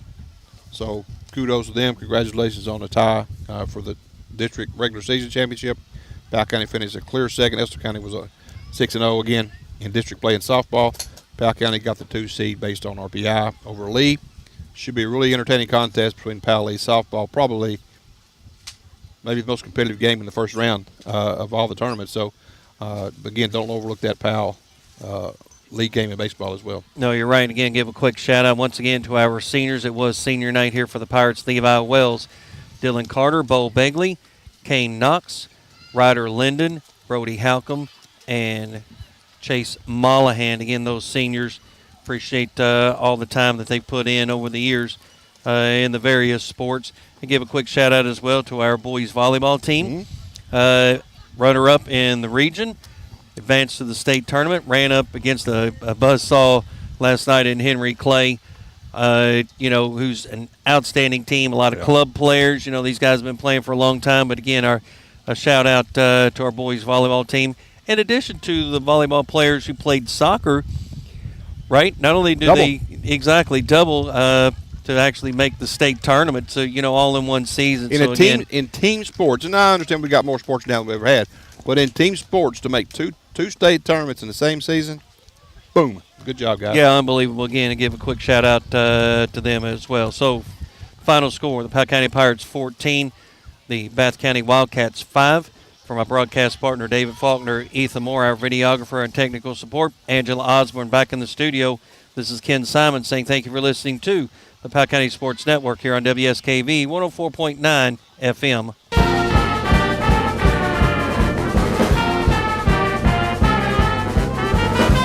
Thank you for listening, watching, and supporting Powell County Pirate Athletics. We also encourage you to support the community sponsors that invest to bring the live coverage to you. Visit the Powell County Sports Network page at listenlikealocal.com to find the most up-to-date sports broadcast schedule and all the ways you can listen to the game. Thank you for listening to Powell County Pirate Sports on the Powell County Sports Network.